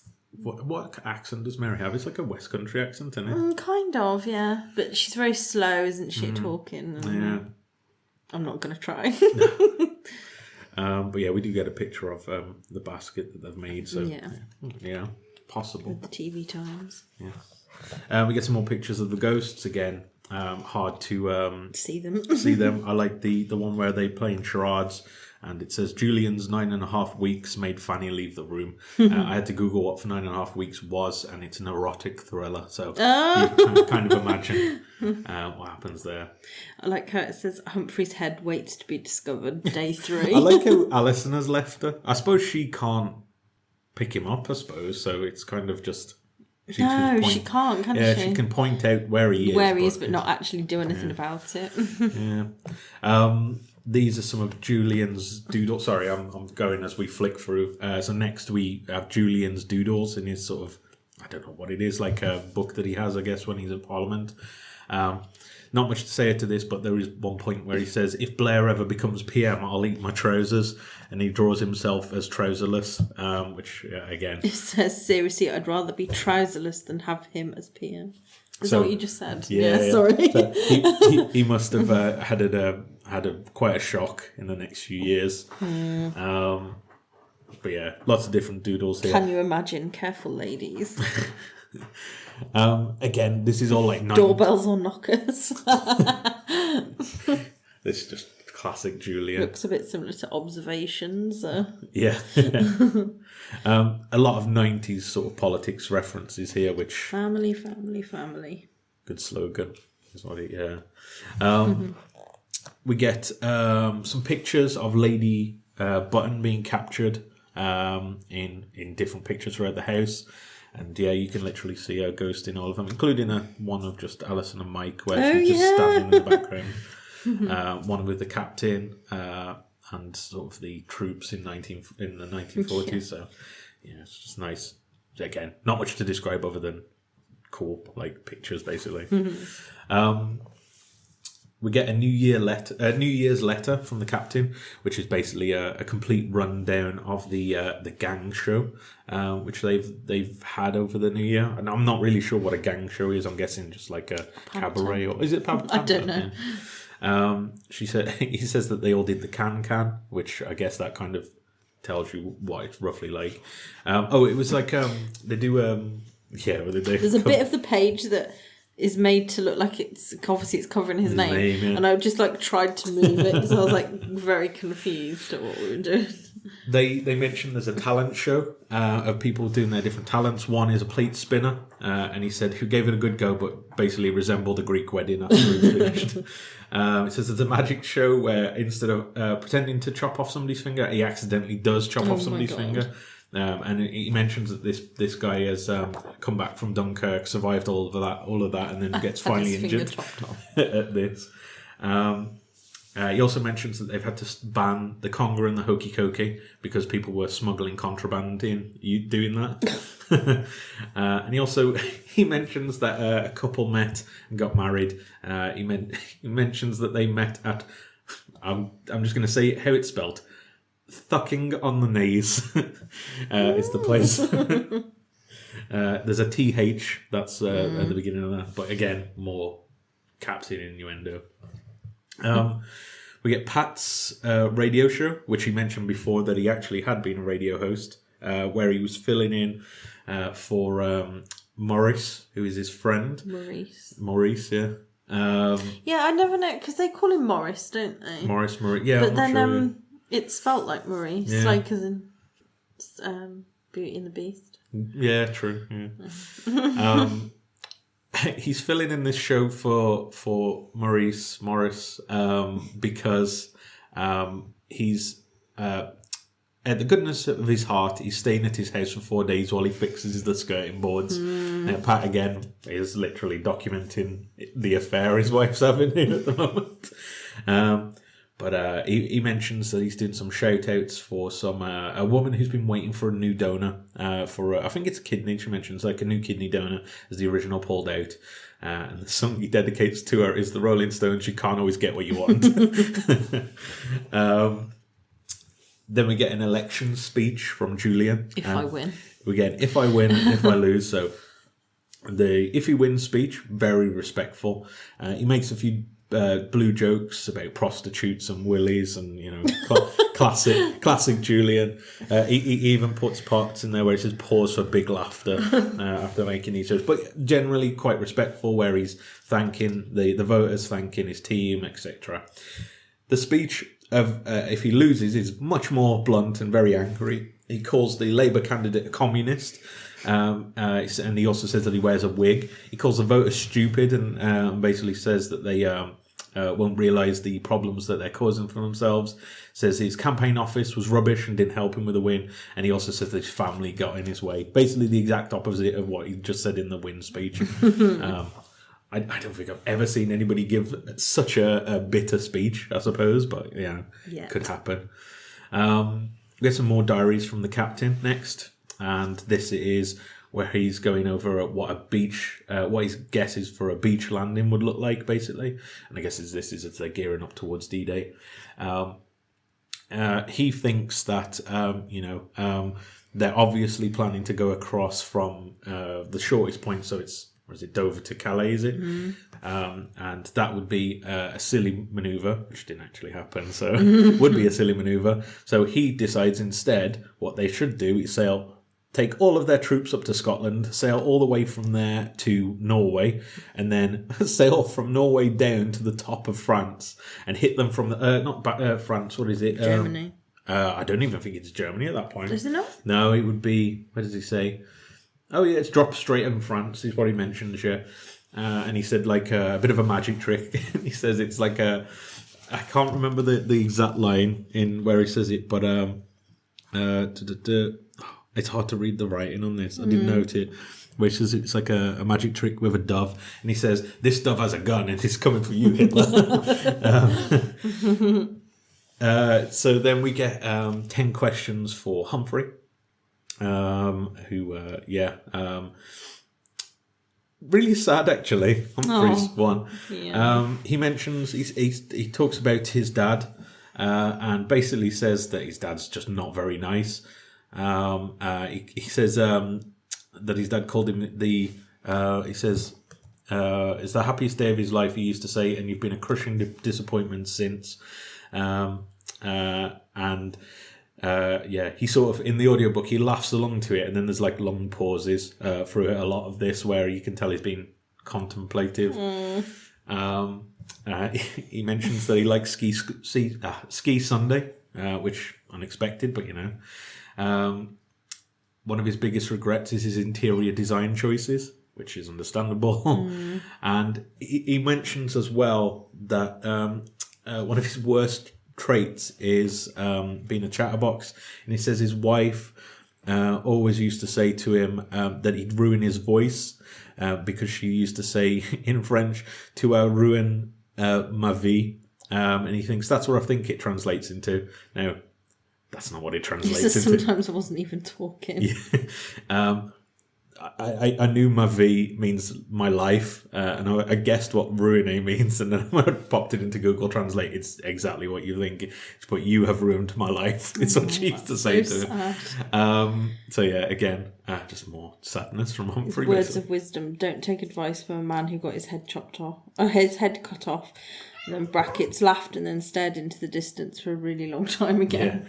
Yeah, he does that. In the audiobook, it literally is Alison asking, is everything okay? We get some more election broadcasts from, or leaflets in the book, from Julian. And he says that they're going to lower the taxes, which gives you more money for yourself. He says he's going to introduce a 2-car policy, that everyone's going to have 2 cars. He's going to invest in oil because oil's really cheap. And he's going to ban unions, raise the speed limit because we can all get places we want to faster. And then he goes on to explain what Labour's going to do, which is horrendous, is they're going to give universal healthcare, ban private schools, and the railways are going to be nationalised. And he says that... if there's large private foreign companies vying over the railways, it's obviously going to make the train fares cheaper. So obviously, the person writing this has a lot of hindsight. Yeah. We get a report from the captain, which is basically documenting an enemy pilot crashing and being recovered. He mentions there was a dogfight over Button House.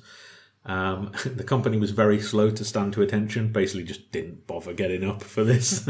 But after the plane was downed, he chased down the plane and mentions he found this German pilot basically there. And the captain admires him, basically compliments his general attire and looks. And this is when the captain realises that in all the haste of this happening, he actually hasn't got dressed yet, and he's still in his dressing gown. So he tells the German soldier to stay put while he goes to get dressed. And funnily enough, when he finally gets back, the pilot's nowhere to be seen. This one is so difficult. Yeah. Good luck with reading that. She does say... is it Kitty? Yeah, it's Kitty. She says, who's writing this? The Queen. I beg your pardon. Yes, you read that correctly. I am the Queen of Hide and Go Seek. Which, we basically get this story of Kitty talking about playing Hide and Go Seek, which we kind of get in the TV show as well, where basically Eleanor's let Kitty hide all day behind Florence. Kitty says that she managed to stave off hunger and sort of thirst by eating her purse and drinking rainwater, so she didn't have to move. And then when she goes back inside, we basically find out that Eleanor forgot to get her, and she's been spending all the day entertaining a boy that was brought to Button House, which she was meant to. The pair of them were meant to entertain. So again, she just calls Eleanor forgetful, and obviously not just pure mean. We get the second part to Pat's radio show. He does in both of them, but he has a bit of a jingle when he went on the audiobook where he calls himself the greatest DJ in the area, Pat Butcher. He mentions that Maurice is actually ill now, and Carol is helping him by popping over every day with some soup. She is. And she says he says she's playing nurse, which has many connotations. She also mentions that Carol has put him on a diet, which he says is really easy, and it's just a case of just having to remember to just eat what you need to. But then he goes on to, once saying he's been on a diet, then all he can talk about is food. So I don't think it's as easy as he mentions. He also has a playlist of songs that he's going to play today. All of them are food related. So American Pie, Savoy Truffle. What's some of the other ones in there? Sugar, yeah. Book of tea with green onions. The hunger. Yeah. But yeah, all different food ones. After this, we basically get the Button House floor plans. Not that much to note on this, really. It's more interesting to look at to know what the layout is. But yeah, the only things I noticed on there was that in the library they've kept all the Byron books facing the wall, I guess to not annoy Thomas. And they also mention on the other page. So if we go in the front... So it's kind of what I was expecting with the drawing room, which we always just call the living room or whatever. Yeah. Which always goes into the stairs, which confuses me because I always think the stairs as you go straight into the house. I guess there's two sets, and the main stairs and then the Tudor stairs. So there you go. Oh, yeah. I wonder where the stairs are that go down to basement. Yes, yeah. Oh, the Tudor stairs go down to the basement, do they? No. So, I don't know, actually. Yeah, I'm not sure. Maybe there's stairs going up and then stairs going down. Yeah, probably. I think there is actually. Yeah. Floor missing in loft. Plug catches fire. And then she's crossed it and put plugs. So yeah, they're just not having great fun with the renovations. On the next page, it does the second floor. There's a lot of the house that we don't tend to see, and like in terms of like the floor. I don't know, like down here, like there's rooms here that are like curved over. Yeah. We don't. We never go there, really. Yeah. Because that's I was thinking, where did they have breakfast? But that's there. And the kitchen's over the other side, so it's quite annoying. Like you have to bring the breakfast all the way through the house to the breakfast room. It's not all it's cracked up to be, having a huge house, is it? No. And then on the second page, you just get the second floor. I like in the one part where it's guest bedrooms, and it's just called crossed out, and it's ghost bedrooms, and it just says lots of politics best avoided. So yeah. There's the hole in the wall that Mike made between Kitty and Fanny's room. Oh yeah, I forgot about that. That's quite early on, isn't it? Yeah. But yeah, again, it's more this one. There's not much to describe. It's just more going through. Sorry. I was just going back to the floor plan. I was thinking, that's their room, and then I was like, that's weird because they've got like a bathroom in their room, but then I just saw ensuite. Yeah, next to it. So I guess their bed is like there, isn't it? Basically, yeah. The bed's there, the ensuite's there, and that's the window that she fell out of. Yes, yeah, dangerously low. I guess the front door, if you're looking down on it, is like here somewhere. Yeah, just above this bit here. Sorry, that's probably the worst segment for listeners. But yeah, if you have it in front of us, if you have it in front of you, you might be able to follow along. Where are we going? Oh yeah, and there's the guest bed. We get the second part to the munitions request. And this is the captain basically saying that they now need guns urgently. They only have one shell left now, talking of shells, because the guard who was on duty was spooked by a fox and basically discharged his shotgun. Like his name is still covered over. Yes, yeah. Still, all the way through is covered up, so you will not be getting it from this book. He gets a letter back basically telling him to stop sending letters directly to the general, just send it to his secretary, and says that there's no more munitions coming basically. We get some more questions, this time with the captain. They ask him what his name is at the beginning, and he just says the captain. Doesn't go into any more. Again, just not going into it. And they ask him what his favourite food is, and he just says meat and 2 veg. He also mentions one of his biggest regrets was, and this is an interesting sort of thing, is that he actually was part of World War One. He says he got to the front in 1918, but just as he got there, basically the armistice was signed, so he never saw action.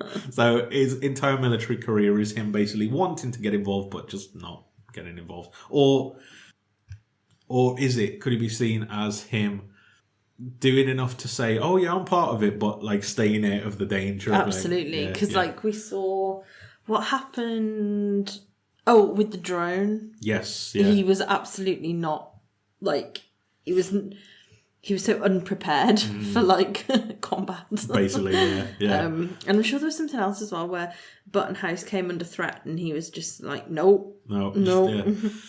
I like his words of wisdom: keep your chin up, your back straight, and your whistle clean. There you go. Just rules to live by.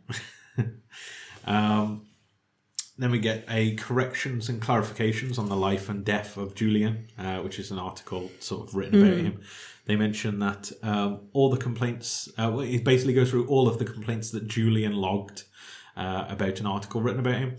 Funnily enough, none of them are about the actual article that was written where he basically sold guns to Colonel Gaddafi.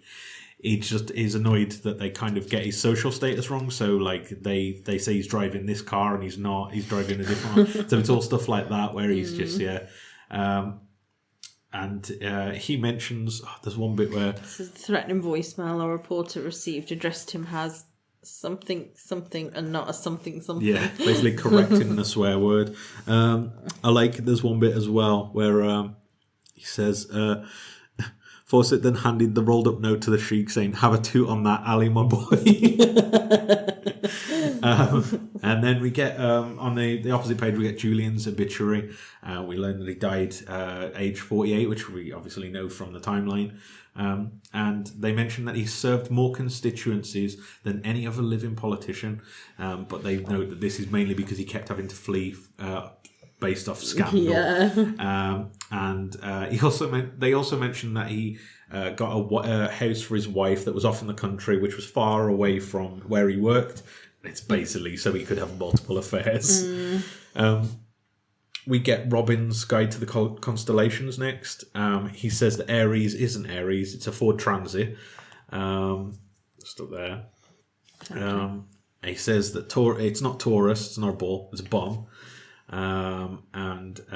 This one you kind of have to look at the pictures because it's not good to describe. And he also says that we also find out in this that Robin is actually a Gemini because he's I don't think it says on here, but in the audiobook he mentions that that's his sign. So, which is mental because it's crazy that he knows what date he was born, that he could know that he was a Gemini, because it never says. It just says like the year. Because it just says that. I was just flicked back right to the front of the book where we've got the timeline of it. Just has their age when they died. So and also he would have had to work. So like the calendar we have now only it's not the same. Yeah, as they wouldn't have had a calendar. Is the one at the back the same? Yeah, I think it's the exact same. Yeah. We get various different portraits of Fanny in different stages of her life. We find out her maiden name is Colebrook. And we also find her middle name is Euphemia, which is on a needlework in the other page. This goes into sort of explaining her origin and basically what happened to her, which we've kind of seen anyway. But it does go through it in kind of like as if it's an art piece, basically. Where does it have her middle name? It's on the other page. Oh, so I missed that. And then, you get the little... Sorry, I tried to repair it, basically, from Alison. But, it goes into... Here, I see. Stephanie Euphemia Button. So this is a part of her needlework, basically. Just an example of that. But, just some portraits of... Dante. Yeah, Dante, I should have missed it. I shouldn't have missed him out, sorry. We get some more of the Captain's diaries. This is in 1944 now. So again, more guesswork about what Normandy was like. He explains that... Oh, no, I don't know if it's Normandy. Anyway, we'll carry on with this. But he explains that Lord Montgomery is now in charge, and he says Monty's the boss. He's worried this war will never end. This is kind of... It gets like... It's a bit humorous before, but in this point, it kind of gets a bit... sad because he's clearly missing Havers at this point. He's worried that the war will never end and they'll never be like reunited, basically. And it's clear throughout all of this that he is missing Havers. Do we? I can't. Obviously, I've watched series 5. Yeah. But I can't fully remember. Like, does Havers feel the same way? I think it's implied that he is, but it's never like obviously what happens. Like, because he kind of. I think it is. I think it's not like incredibly like I'm trying to find the word to describe it. You don't see any affection, like physical affection going back, but I think it's implied that he feels the same, but obviously due to circumstances they never got a chance to act on it, I suppose. That's sort of the last of the Captain's diaries. At this point, I suppose they would have died not long after it. So, then we get some more poetry annotation. This is the one they actually know, the tiger. I've heard this one before. I think we had to do it in school once, probably. GCSE. Yeah. Thomas basically says that it's quite funny because he basically says he takes everything in the tiger very literally. And obviously as a poet you should see the metaphor in it, but he says that it's really boring. It's just talking about a lion. And he says his handwriting's so hard to read. Very difficult, the worst to... Well, and Kitty's, but... Yeah. I think that the older it is, the harder. Yeah. He also says that it's bordering on perversion at this point, the amount he's talking about a tiger. Then we go back to Don Juan again, and he says that he keeps repeating the word matter, so that's not rhyming, it's just repetition. And he says that this would all be too over the head for the lady reader that he's obviously targeting. So again, quite insulting. I think again those poetry things are much better in the audiobook, because there's somebody reading the poem and then he kind of talks over them with his annotation, which I think is a better way to do it.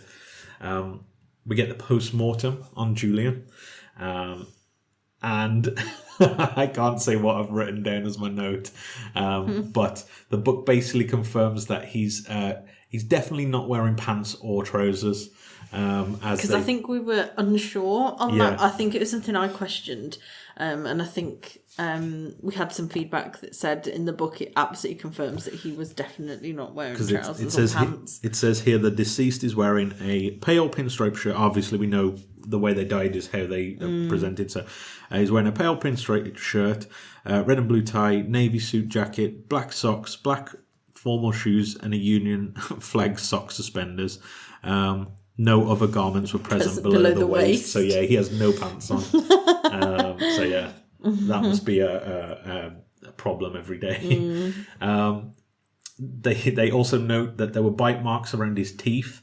Bite marks around his teeth. There were bite marks around his wedding ring, which was him trying to take the ring off with his teeth. He also notes there was other bite marks on his body that were not from his own teeth. They mention that there's, I can't remember what they describe it as, a foil prophylactic wrapper. So a condom wrapper, basically. They found it in his intergluteal cleft, which I think is the top bit of your bum. So, God. They mention in the interior when they check his functions that everything is normal apart from his liver and his heart, which are absolutely run down, which we know. They find that there were many drugs in his system. They go through all of it in the toxicology. There's tons and tons of drugs in his system, and the official cause of death is a myocardial infarction. I think it says. Yeah. Combination of substance abuse and sudden exertion are likely aggravating factors. So drugs and sex, basically. It's what killed him, which, is not surprising. Oh, now we're talking. This one's a good one. So it's Kitty's top 10 tracks. So obviously, as we saw in Kitty's questions from earlier, she couldn't pick one song. So she's now given a top 10 songs. I'll go through the top 10. She mentions number 1, Saturday Night by Whigfield, which she goes into. And she mentions that she actually heard this on a Thursday morning, not on a Saturday night. Fair play. Next is Don't Stop Moving by S Club 7. Which I find that such an interesting choice because there's a lot of S Club 7 songs that are better than that, in my opinion. Well, she describes that as good advice for life is don't stop moving. Well, I suppose. Which is true. Oops. Third is one I've not heard of actually, or I don't remember, is I Know Where It's At by All Saints. And she says it's inspirational. Two Become One by the Spice Girls. She says that it's very clever because they don't actually say the title as part of the song until what did they say? Until the bit before the chorus. And she says that's obviously Victoria's idea because she's the most sophisticated one. Then Shake It Off by Taylor Swift. She says, which is the best song about cramps. About cramp, yeah. The I Want to Hold Your Hand by the Beatles is just incredibly sad. I think I just generally miss holding things. Yeah, she would just like to hold things, yeah. Happy by Pharrell Williams. Makes her feel happy, which is understandable. Also, to note, this is the second book I've ever read that have picked apart the lyrics of Happy by Pharrell Williams about when he says that he's like feeling like a room without a roof. Which really reminds me of my room following the Great Storm of 1987. That would have been the Michael Fish one, wouldn't it? Where he said that there wasn't going to be a big storm, and there was. I don't know. That's it's an interesting song, isn't it? Yeah. I just can't believe 2 books I've read now have talked about this. It's just interesting. All Beyonce songs she includes as one of hers because she says it's Beyonce. Wuthering Heights, which she believes is a song all about her because her name is Catherine and it's about Kathy. And her last one, again, is really sad where it's just I Want to Dance With Somebody by Whitney Houston and she puts I really do. I should never have given an 8-year-old a lethal weapon. Well, that is an interesting part. I genuinely can't remember the quotes from like what episode. I remember the quotes, but I don't remember what episode they're from. Yeah. I think that was a recent quote because I remember it really made me laugh. Yeah, I can't remember when it was exactly, but anyway. Yeah.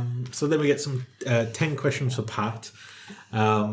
What I noted on this was when they it's all quite normal apart from one section which is favourite foods and a very long section on that. He loves his food, does Pat? He does. So he goes into, he asks basically what you mean when you say favourite foods because a favourite speciality food he says is his Christmas dinner. His desert island meal would be Scotch broth, beef stew, and tinned beans. He says that's because you need to keep your hydration up. Tinned beans? Tinned peaches, sorry. I was going to say. Tinned peaches. Tinned beans. I was like, I'm sure it was followed by tinned peaches. Yeah. And hydration is key. Exactly, if you're on a desert island. And his execution meal would be 5 full English breakfasts in the hope that would just finish him off. And he says as a snack, Scotch egg, which he describes as nature's lunchbox. He's not wrong. You love nature's lunchbox. Well, yeah, but you love a Scotch egg. I do love a Scotch egg, to be fair. It's very underrated. I think so, yeah. But yeah. His worst trait is he goes to explain to Alison what a thing called mansplaining is. I thought this was odd because it says, now you probably don't know. No, dear me. Now you probably don't know about this petal, but there's a thing called mansplaining. Now, is he saying that to be ironic? I think. Well, the joke is it's ironic. I don't think he realises he's ironic. Because petal, I can't say I've ever heard him call Alison petal or anybody petal. No, but I think that would be something that somebody of that time period and of would have said. Definitely. No. I'm not taking away from that. I guess what I'm saying is that seems unpat-like. I don't know. Maybe. Maybe I'm wrong. I wonder if it's. I'm very aware that me explaining this to you might come across as this. I'm dancing on. Oh my God, we've done so well. We've done nearly 5 series and you've not sworn. I'm going to have to beat that out, so I'm going to have to put an edit point here where I can beat. I cannot believe that. Do you know what? I am appalled. Well, after my potty mouth there, I don't know if, they just put petal in there just to make it obvious that he's doing it. You know what I mean? It's something that he might say, but maybe not. Yeah, that he ever did say. We get an auction for some medieval swords. A bit brief. It's basically saying that they were sold initially after the Bone Hall was sort of auctioned off, and they note that they are decorative and misuse could result in injury. We get Humphrey know? Well, yeah. We get more text. Yeah, Kitty's third and final diary. Where she is taken to, what does she say? The pleasure gardens at Vauxhall, I think that is. Yeah, that's a place near London, I think. Oh, really? I've never heard of it, but... I'm sure there's a place on the tube called Vauxhall. Or is it on Monopoly board? I'm not sure. I mean, if it's on the Monopoly board, then it's in London, but... Yeah. Anyway, yeah. I could be wrong. Well, yeah. But yeah, she mentions that her father took her to the gardens, obviously with Eleanor. Eleanor takes Kitty on a dark forest walk, basically with the hopes to get Kitty lost because she runs away. Obviously, Eleanor thinks she's just playing. Kitty falls over and is caught by a young gentleman in the forests when she's lost, who's called Ernest Moore. And she actually makes sort of a friendship with this guy, and when she finally makes her way back to her dad, we find that Eleanor has not made her way back, and she actually got lost in the forest and is complaining that that Kitty essentially got her stuck. She says, "I feel terribly guilty about it because in truth I'd quite forgotten about her." Yeah. Poor sister. It's quite funny that that she finally gets her own comeuppance, you know what I mean? Some payback. But then she mentions that that the next day they have a feast planned with Lord Bummenbach, which I'm pretty sure is her final feast. Yes, yeah. Yes, because I definitely remember that name. Yes, yeah. Another of Pat's postcards. Costa del Sol. I think Torremolinos. Well, it's not a really a really rare thing, but I know quite a few people have been to Torremolinos. It's nice. They're like Benidorm. I think it's kind of like that kind of thing. Isn't Benidorm in the Costa del Sol? Possibly, yes. Costa something. But I think Costa just means coast, so anywhere that any sun coast, and I think Costa del Sol. I like how this one we get A postcard from Daly. Yes, yeah, we actually get Daly's postcard. I have chips and sausage and lemonade. Spelt SOSSIGE. It's a good attempt. Pat mentions in his part that in the first postcard that he actually met Bergerac on this. I don't know who that is. I don't really either. I think he's a sort of like detective character from like the 80s, like 80s or 70s TV. He also mentions that he wanted to go down the big slide that's definitely for adults, but it was so big that he came down with such speed that he lost his Speedos when he was coming down there. You can just imagine it, can't you? Which Davey says the man wouldn't give them back. Yeah. Daddy is so funny. He says Daddy went down the slide and his trunks came off. We get both sides of the story there. But yeah, nice that we just get daily sort of... I don't know the kid who reads it in the audiobook, but yeah, I just assume it's just a kid that they've got to read it. We get some more pictures of Humphrey, and we also get Humphrey's tombstone. It mentions his middle name is Ignatius, which I don't think has been explained before. And they also say that his head went missing at the Undertaker's, so when they find it, they'll bury it with him. So he's also been buried without his head. That's why probably his head is separate. Cannot, like, because his body obviously cannot find his head, and that's probably why, because they're not together. Yeah, potentially. Yeah, that could be the reason why. This is by virtue of his head becoming much separate from his body. Yeah. Alas, ye head hath been much mislaid by Messieurs Cornell and Heitner, undertakers, whose regrets were humbly conveyed to ye family. Should ye head be located, it shall be entered herein at no additional cost. I like how you put that on the tombstone. I know, would you actually? Yeah. It's surprising he actually got a normal burial, to be honest, because I know traitors to the crown back in the day, they used to get hung, drawn, and quartered, even like after death. They would do it. I didn't know that. If they were just, I think, was it Cromwell? I think when King Charles II was like, when they got the king back, he dug up Cromwell and hung, drawn. I don't know if he did the hanging and all that stuff, but he quartered him to basically say, "Don't do this again." Drawn and quartered. I didn't know what that meant until we watched. I think it was on what's it called? Gunpowder. Oh yeah, the BBC yeah. 3-parter, which is good actually. Mm-hmm. If you like history stuff, that's worth a watch. We should watch that soon. Actually, sorry everyone. Talking about we should rewatch it because it's good. It's only 3 parts. It's only 3 episodes. Kit Harington plays not Robert Shakespeare. Yes, that's the one. Anyway, sorry. I digress. It has been 2 hours, 12 minutes, to be fair. Everyone's like, get on with it. Sorry. We're nearly there. We're nearly there. We get a letter from Charles Wendell to Thomas. And we find that this is basically a letter from somebody who's read Hermione and Rogers. Or Hermione and Roger. And we find out that Thomas's mom is a massive supporter of his work. Has actually been talking to him and sending his manuscripts in. So again, he's wants to be this sort of like tortured artist, but he's actually well supported by his family.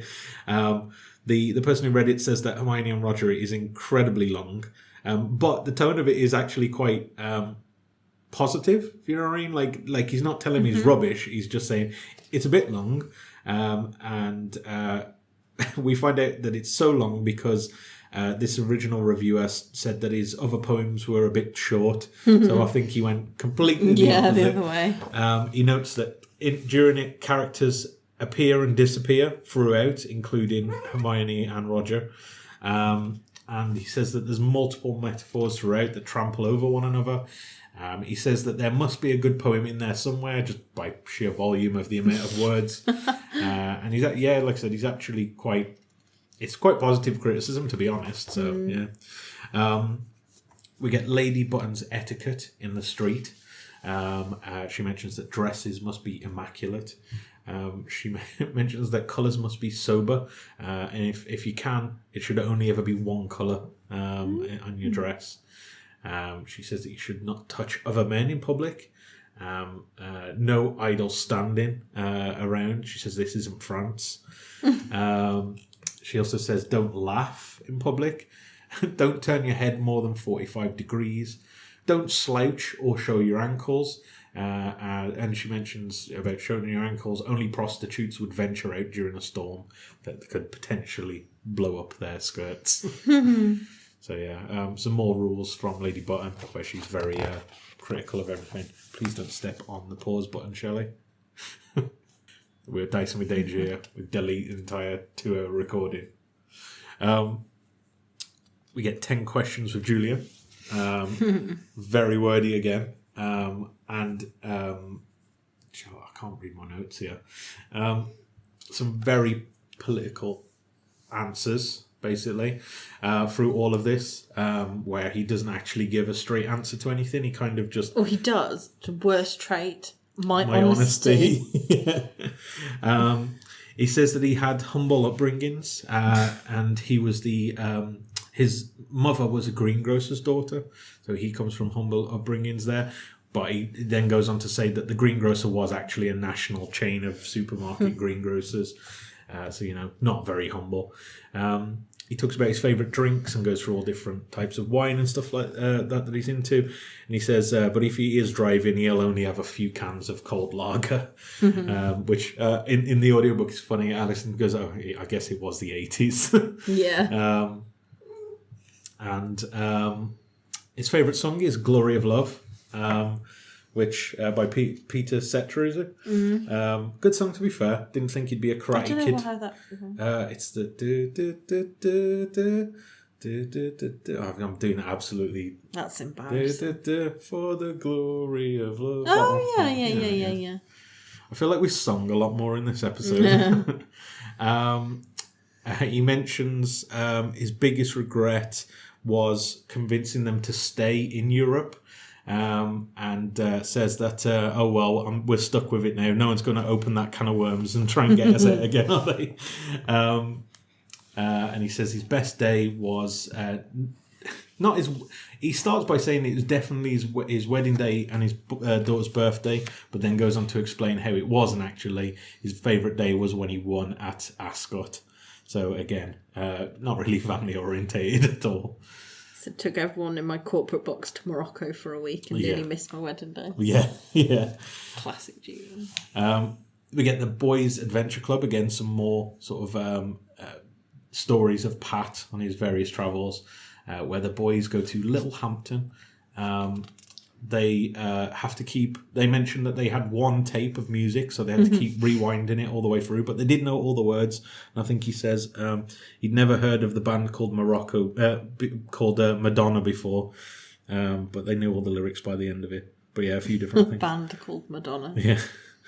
I like how he has black lace on there as well. I can't imagine the hell of going on a coach trip with that would be brilliant. Black lace on repeat. Fantastic. That's the kind of road trip I want to go on. I know. They mentioned that they go crabbing, but they realise they had no bait to go crabbing. So his driver decides to go away to get some bait. And Pat mentions, and this again just shows Pat's naivety to people, I think. The driver goes away for a long, long time and comes back with some pork scratchings, which he describes as they'll do for bait. And he said that he's red-faced. He's been in the pub, and he's clearly... Pat's the only person who doesn't realise this. Then I mentioned they went to the arcade to go on the penny machines and whatnot. And then he does say that one of the kids won on the gamblers, which... definitely shouldn't be letting the kids on the gamblers, but he did say he did win 20 quid, so we just let it slide. Yeah. He mentions that he gets a palm reading from a psychic, I'm not really sure, just whoever does palm reader, that would be who does palm readings. Yeah. And she mentions that he should beware of his true companion. And she also warns of a great pain in the neck. So again, predicting a lot of things, but he kind of says it's all codswallop, so don't need to worry about that. They go for fish and chips on the beach. John, the driver, again goes away, comes back really late with some more chips. And this is where Pat kind of finds out that he's been on the pop, so to speak, because the driver cannot drive them back, so Pat has had to do it instead.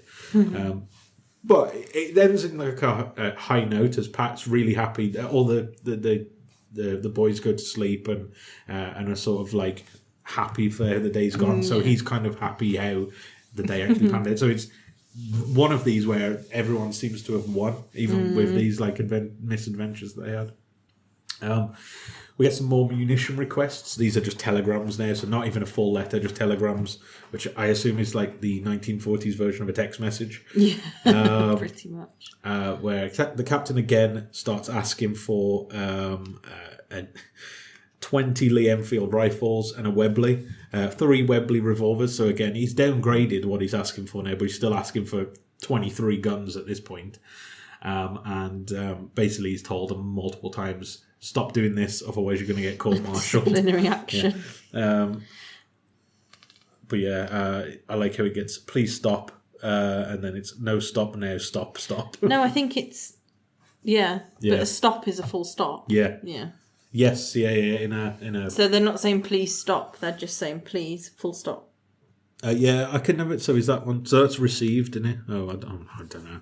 I was trying to work out who says it in the audiobook. It's easier to figure out because it's them saying it. Because I think it's like priority. You will cease this, or I will issue court martial. Yeah, like because you wouldn't read the stops, would you? Yeah.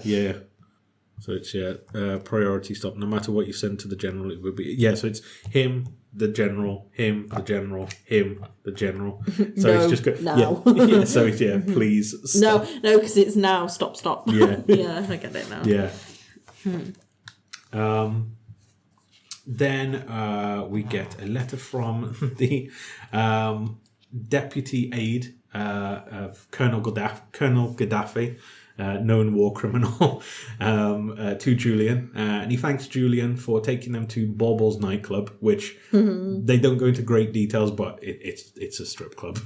And then they talk in kind of code in like how they're doing a trade deal for pipe equipment and computers to work the pipe equipment, and also say they really need tanks for storage, and tanks would be the most important thing. So again, it's a weapons deal that everyone can read apart from, they're trying to do their best to cover it up. And then the final thing in the book, I thought is one of the most interesting, to be honest. Yeah. It's an email from, it's technically from Mike. Subject Soz. Basically, it's from Julian. But it's sent from Mike's email. Don't worry, I am dead. So he's basically he lets her know it's him. He lets her know this by basically talking about claiming expenses to sort of prove that it's him. He apologizes for cheating by just simply putting Apolls. It's the worst. Also, you've got to remember, it's quite hard for him to type again, which he kind of goes into. He says it explains that it's really hard as he's just pressing one key, and it's actually, I think it says up to, where is it? Up to that part, it says it's taken him 2 hours to type that bit. No, it's been 4 hours now since I wrote that last bit, because Rob... It says he's been writing for 2 hours already in that part, and then... In hindsight, I should be more sparing to save my finger. Yeah. Which gets very achy. V achy. Yeah. Probably shouldn't have done the Lord Lucan bit. He does like a joke at the beginning. For example, or this bit. It's been 4 hours now since I wrote that last bit because Robin caused a power cut and Alison, who can see me, had to perform a recovery on Mike's he can't see me laptop. So he goes into quite a lot of detail in this, where he doesn't need to, really, when he's supposed to be saying sorry. I keep brief appalls. Yeah. He also then has to explain who Robin is and says he was a caveman. If any consolation, I ghost with no trousers for eternity now, which mega embarrass, I can tell you, Sars. Finger so out she got to rest now. Yeah. Honestly, it was one of the best bits in it. Yeah.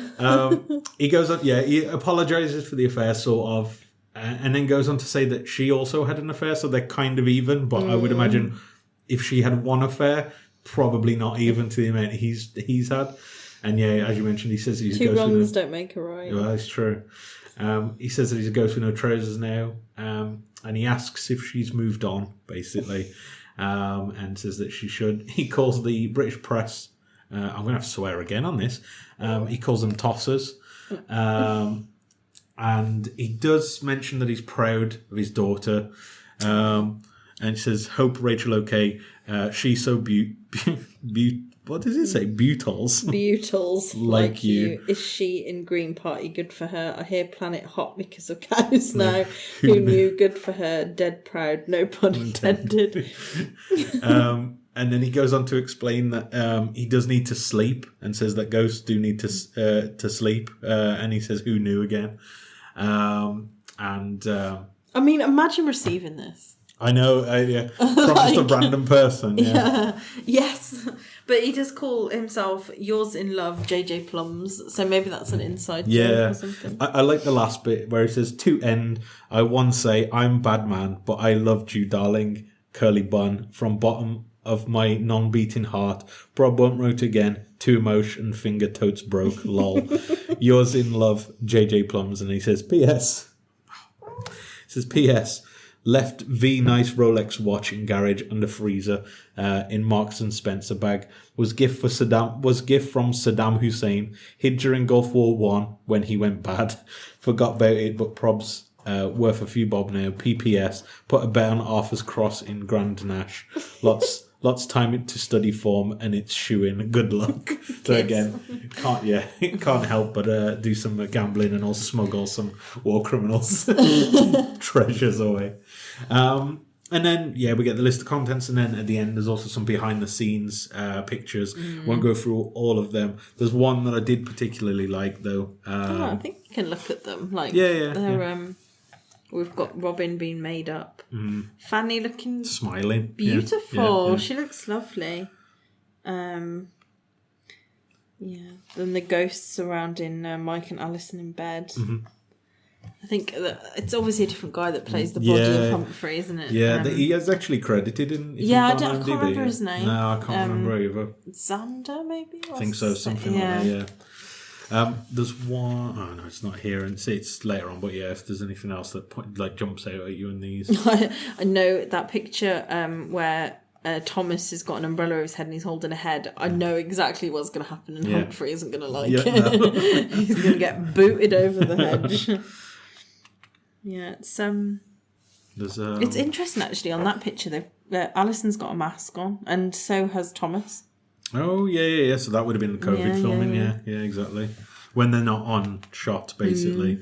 That one was quite interesting, where it's Mike hanging from the gutter in, basically. But obviously they just lie it down. And just do green and they've got screen, masks on there as well, haven't they? So.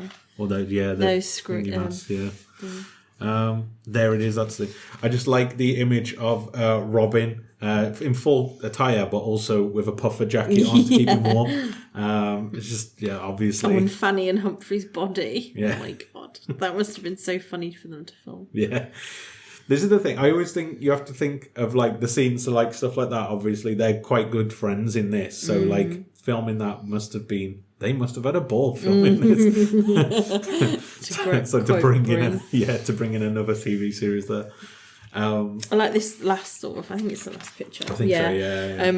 And you think, oh, it's a nice picture of them all, and then you're like, oh, Mary's got glasses on, and Fanny's got her hair in curlers. Yeah. So they're not fully made up. Yeah. And that's the end of the book, really. I don't think there's anything else past that. Just apart credits, from the credits and stuff, yeah. So that is a long episode. It's a long episode. If you're still here, fair play. Yeah. Because I'm almost nearly not here. So. We knew it would be a long one. Yeah. Overall, what did you think of the book? I thought it was good. I think it really kind of adds to the show. Mm-hmm. You don't have to read the book, and you don't miss out on the storyline or anything. But you do, by not reading the book, you do miss these sort of quirks and about the different characters. And I think you can tell that this book has been written by the people that know the characters the best. Definitely, yeah. Just the sort of the ideas and those intricate little things, like even just because we've just talked about it, but the very last thing with Julian's email to his wife, like it's so Julian, like it's just exactly, and that kind of like. You can literally hear it in his voice. Yeah. I mean, obviously I've heard it, so but like you can hear it in his voice just reading it. It's just a really good like an accompaniment to the show, and I think I'm sort of conscious of. I don't know. I guess there isn't really much else to say.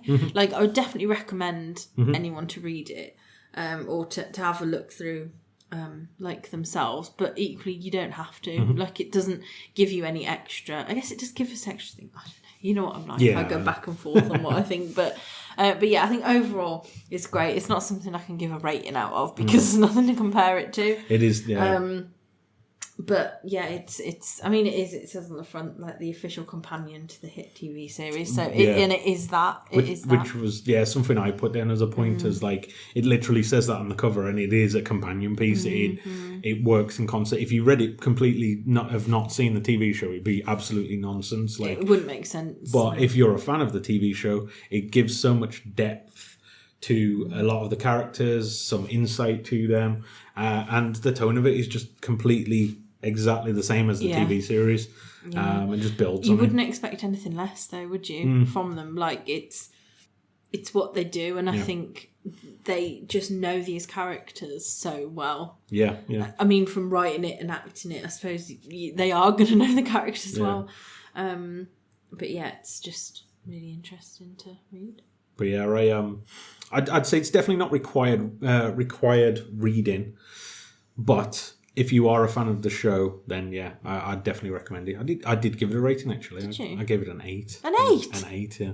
How'd you come up with an 8? That was just my system. I rate stuff on Goodreads, so like I gave it a 4 stars on Goodreads out of 5. So I don't feel. I mean, obviously you've given it a rating. That's fine, but what are you comparing it to? Just other books. But I don't think you can. Not in the sense of the podcast. Not in like a what's it book like sorry, I don't mean to be like you can't rate it, you're not allowed. I don't mean that. No, I just think it's interesting to rate it against something that you can't rate. You can't rate that against an episode. No, that's the thing. It's hard to grade it, and I'm not like grading it against an episode. I'm grading it against like other similar books, okay. Like kind of stuff like that, because like I've read like Alan Partridge's books and they're very similar, like the tone of it is very similar, so yeah, I'd probably give it about an 8. But funnily enough, we don't have an IMDb score, obviously with it not existing as an episode. There is a Goodreads score which is probably more representative than any of the IMDb ratings we've done so far, because this is like people go on there and it's kind of like IMDb but for books essentially. And I didn't get how many. It doesn't tell you how many it has, but I think you can drill into numbers. But it's quite a few. It gets a 4.5 out of 5, so basically a 9.1 out of 10. So pretty high up. But I think only people who have watched the show would have read it probably. So I think you're not going to read this book unless you love the TV show.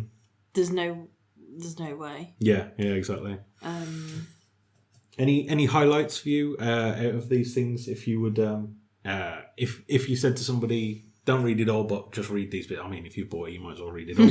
But if you were only picking highlights, what would you say? I think Fanny's. Well, I mean, I can see your notes. But it was me that said this in the first one. But Fanny's letter of complaint about the Titanic is hilarious. Like it's so funny. And I think Julian's letter at the end, his email, sorry. And to be honest, I really like the 10 questions of each character. I think it kind of asks them all the same question, so we kind of get to see how they answer that question. There's no like bias to it, I suppose, because they're all getting the same. So I quite like that, and I think it gives us some good like insights to them. So yeah, I'd say those kind of 3 things stand out for me. What about you? I think all of Pat's kind of various failed scout trips, they were, especially when he's reading them. I'd say the audiobook for that is particularly good. I really like Robin's oral history because it's just... Yes, that's really good as well. You can literally see all of the different parts of history he's talking about, but it's all been Robinized, if you know what I mean. Like, that is good too, yeah. And as I didn't note it down, but I forgot how good the email to Margot was. And I think that's probably the only thing where I'd say I wish that was in the TV show, you know what I mean? But I don't know how they would do it, like, in an email. Interesting. Yeah, no, I get that. Yeah. Like him writing that email. Yeah, that would be good. The only thing I could think that would work in is the Christmas special where he's sort of thinking about the Christmases he missed. Yes. I think that would have worked in that one. With the baby, yeah. Yeah, but, I mean, it doesn't matter. It's in the book now, so you still have it. So they probably had these ideas that they just couldn't fit into the episodes. Yeah. So, cool. We don't have a segment this week, do we? Because I'm looking at the clock there and it's 2 hours. It's closing on 2 hours 36. Yeah. So I feel like we should probably... I'm surprised. Honestly, I'm surprised if anyone's still listening. Right, I'm going to say bananas. If you got all the way to the end and you hear me say bananas, comment bananas and then we'll know that you listened all the way through. You know you're a true fan. Yeah. Is it worth it? Should we be testing our audience? I'm only joking. I know. But if you have listened this far, then we are grateful because I'm sure it was enjoyable to go through the book. Yes. But not something I would rush to do again, I don't think, because it does take a really long time. It takes a long time. I think... It's kind of like a second read as well. It's... That's the thing. Like, I had to look at the runtime on, like, Audible is, like, 4 hours, I think, 3 hours, something like that. And when you think about it, that's an entire TV series. Like when you condense it down to that, because it's longer than a film. That's essentially... This is essentially us covering the entire series in one go. So we did take a break in the middle. Yes. So we could probably put a little note to say you could listen to it in 2 halves. So might be a bad idea. But it's time for bed now. Yeah. No more reading. We'll see you next week. Yeah. And we've got the live stream. So I don't know if anyone else has, but we've bought tickets to the live stream. Our plan is to watch the live stream, maybe record some bits as we're watching it. Hopefully our copy of the book will have arrived as well. Yeah. So we're kind of going to do a live stream review / review of the book, new book. I don't think I'm going to go from top to bottom like I did with this one because it will take I don't think we need to because we'll discuss the live stream more. Yeah, exactly. But yeah, I mean, if you really love this episode and you really want us to go through the book, then let us know. And we'll see what we can do. But yeah, so next week we've got the live stream and the book. We're going to... I'm just repeating myself now. I'm just seeing if we can get to 2 hours 40. So we're going to maybe record a bit. So the episode might not be out as soon as we like at normal time. It might be a little bit later on the Saturday, or maybe even the Sunday if we can't get it edited and out.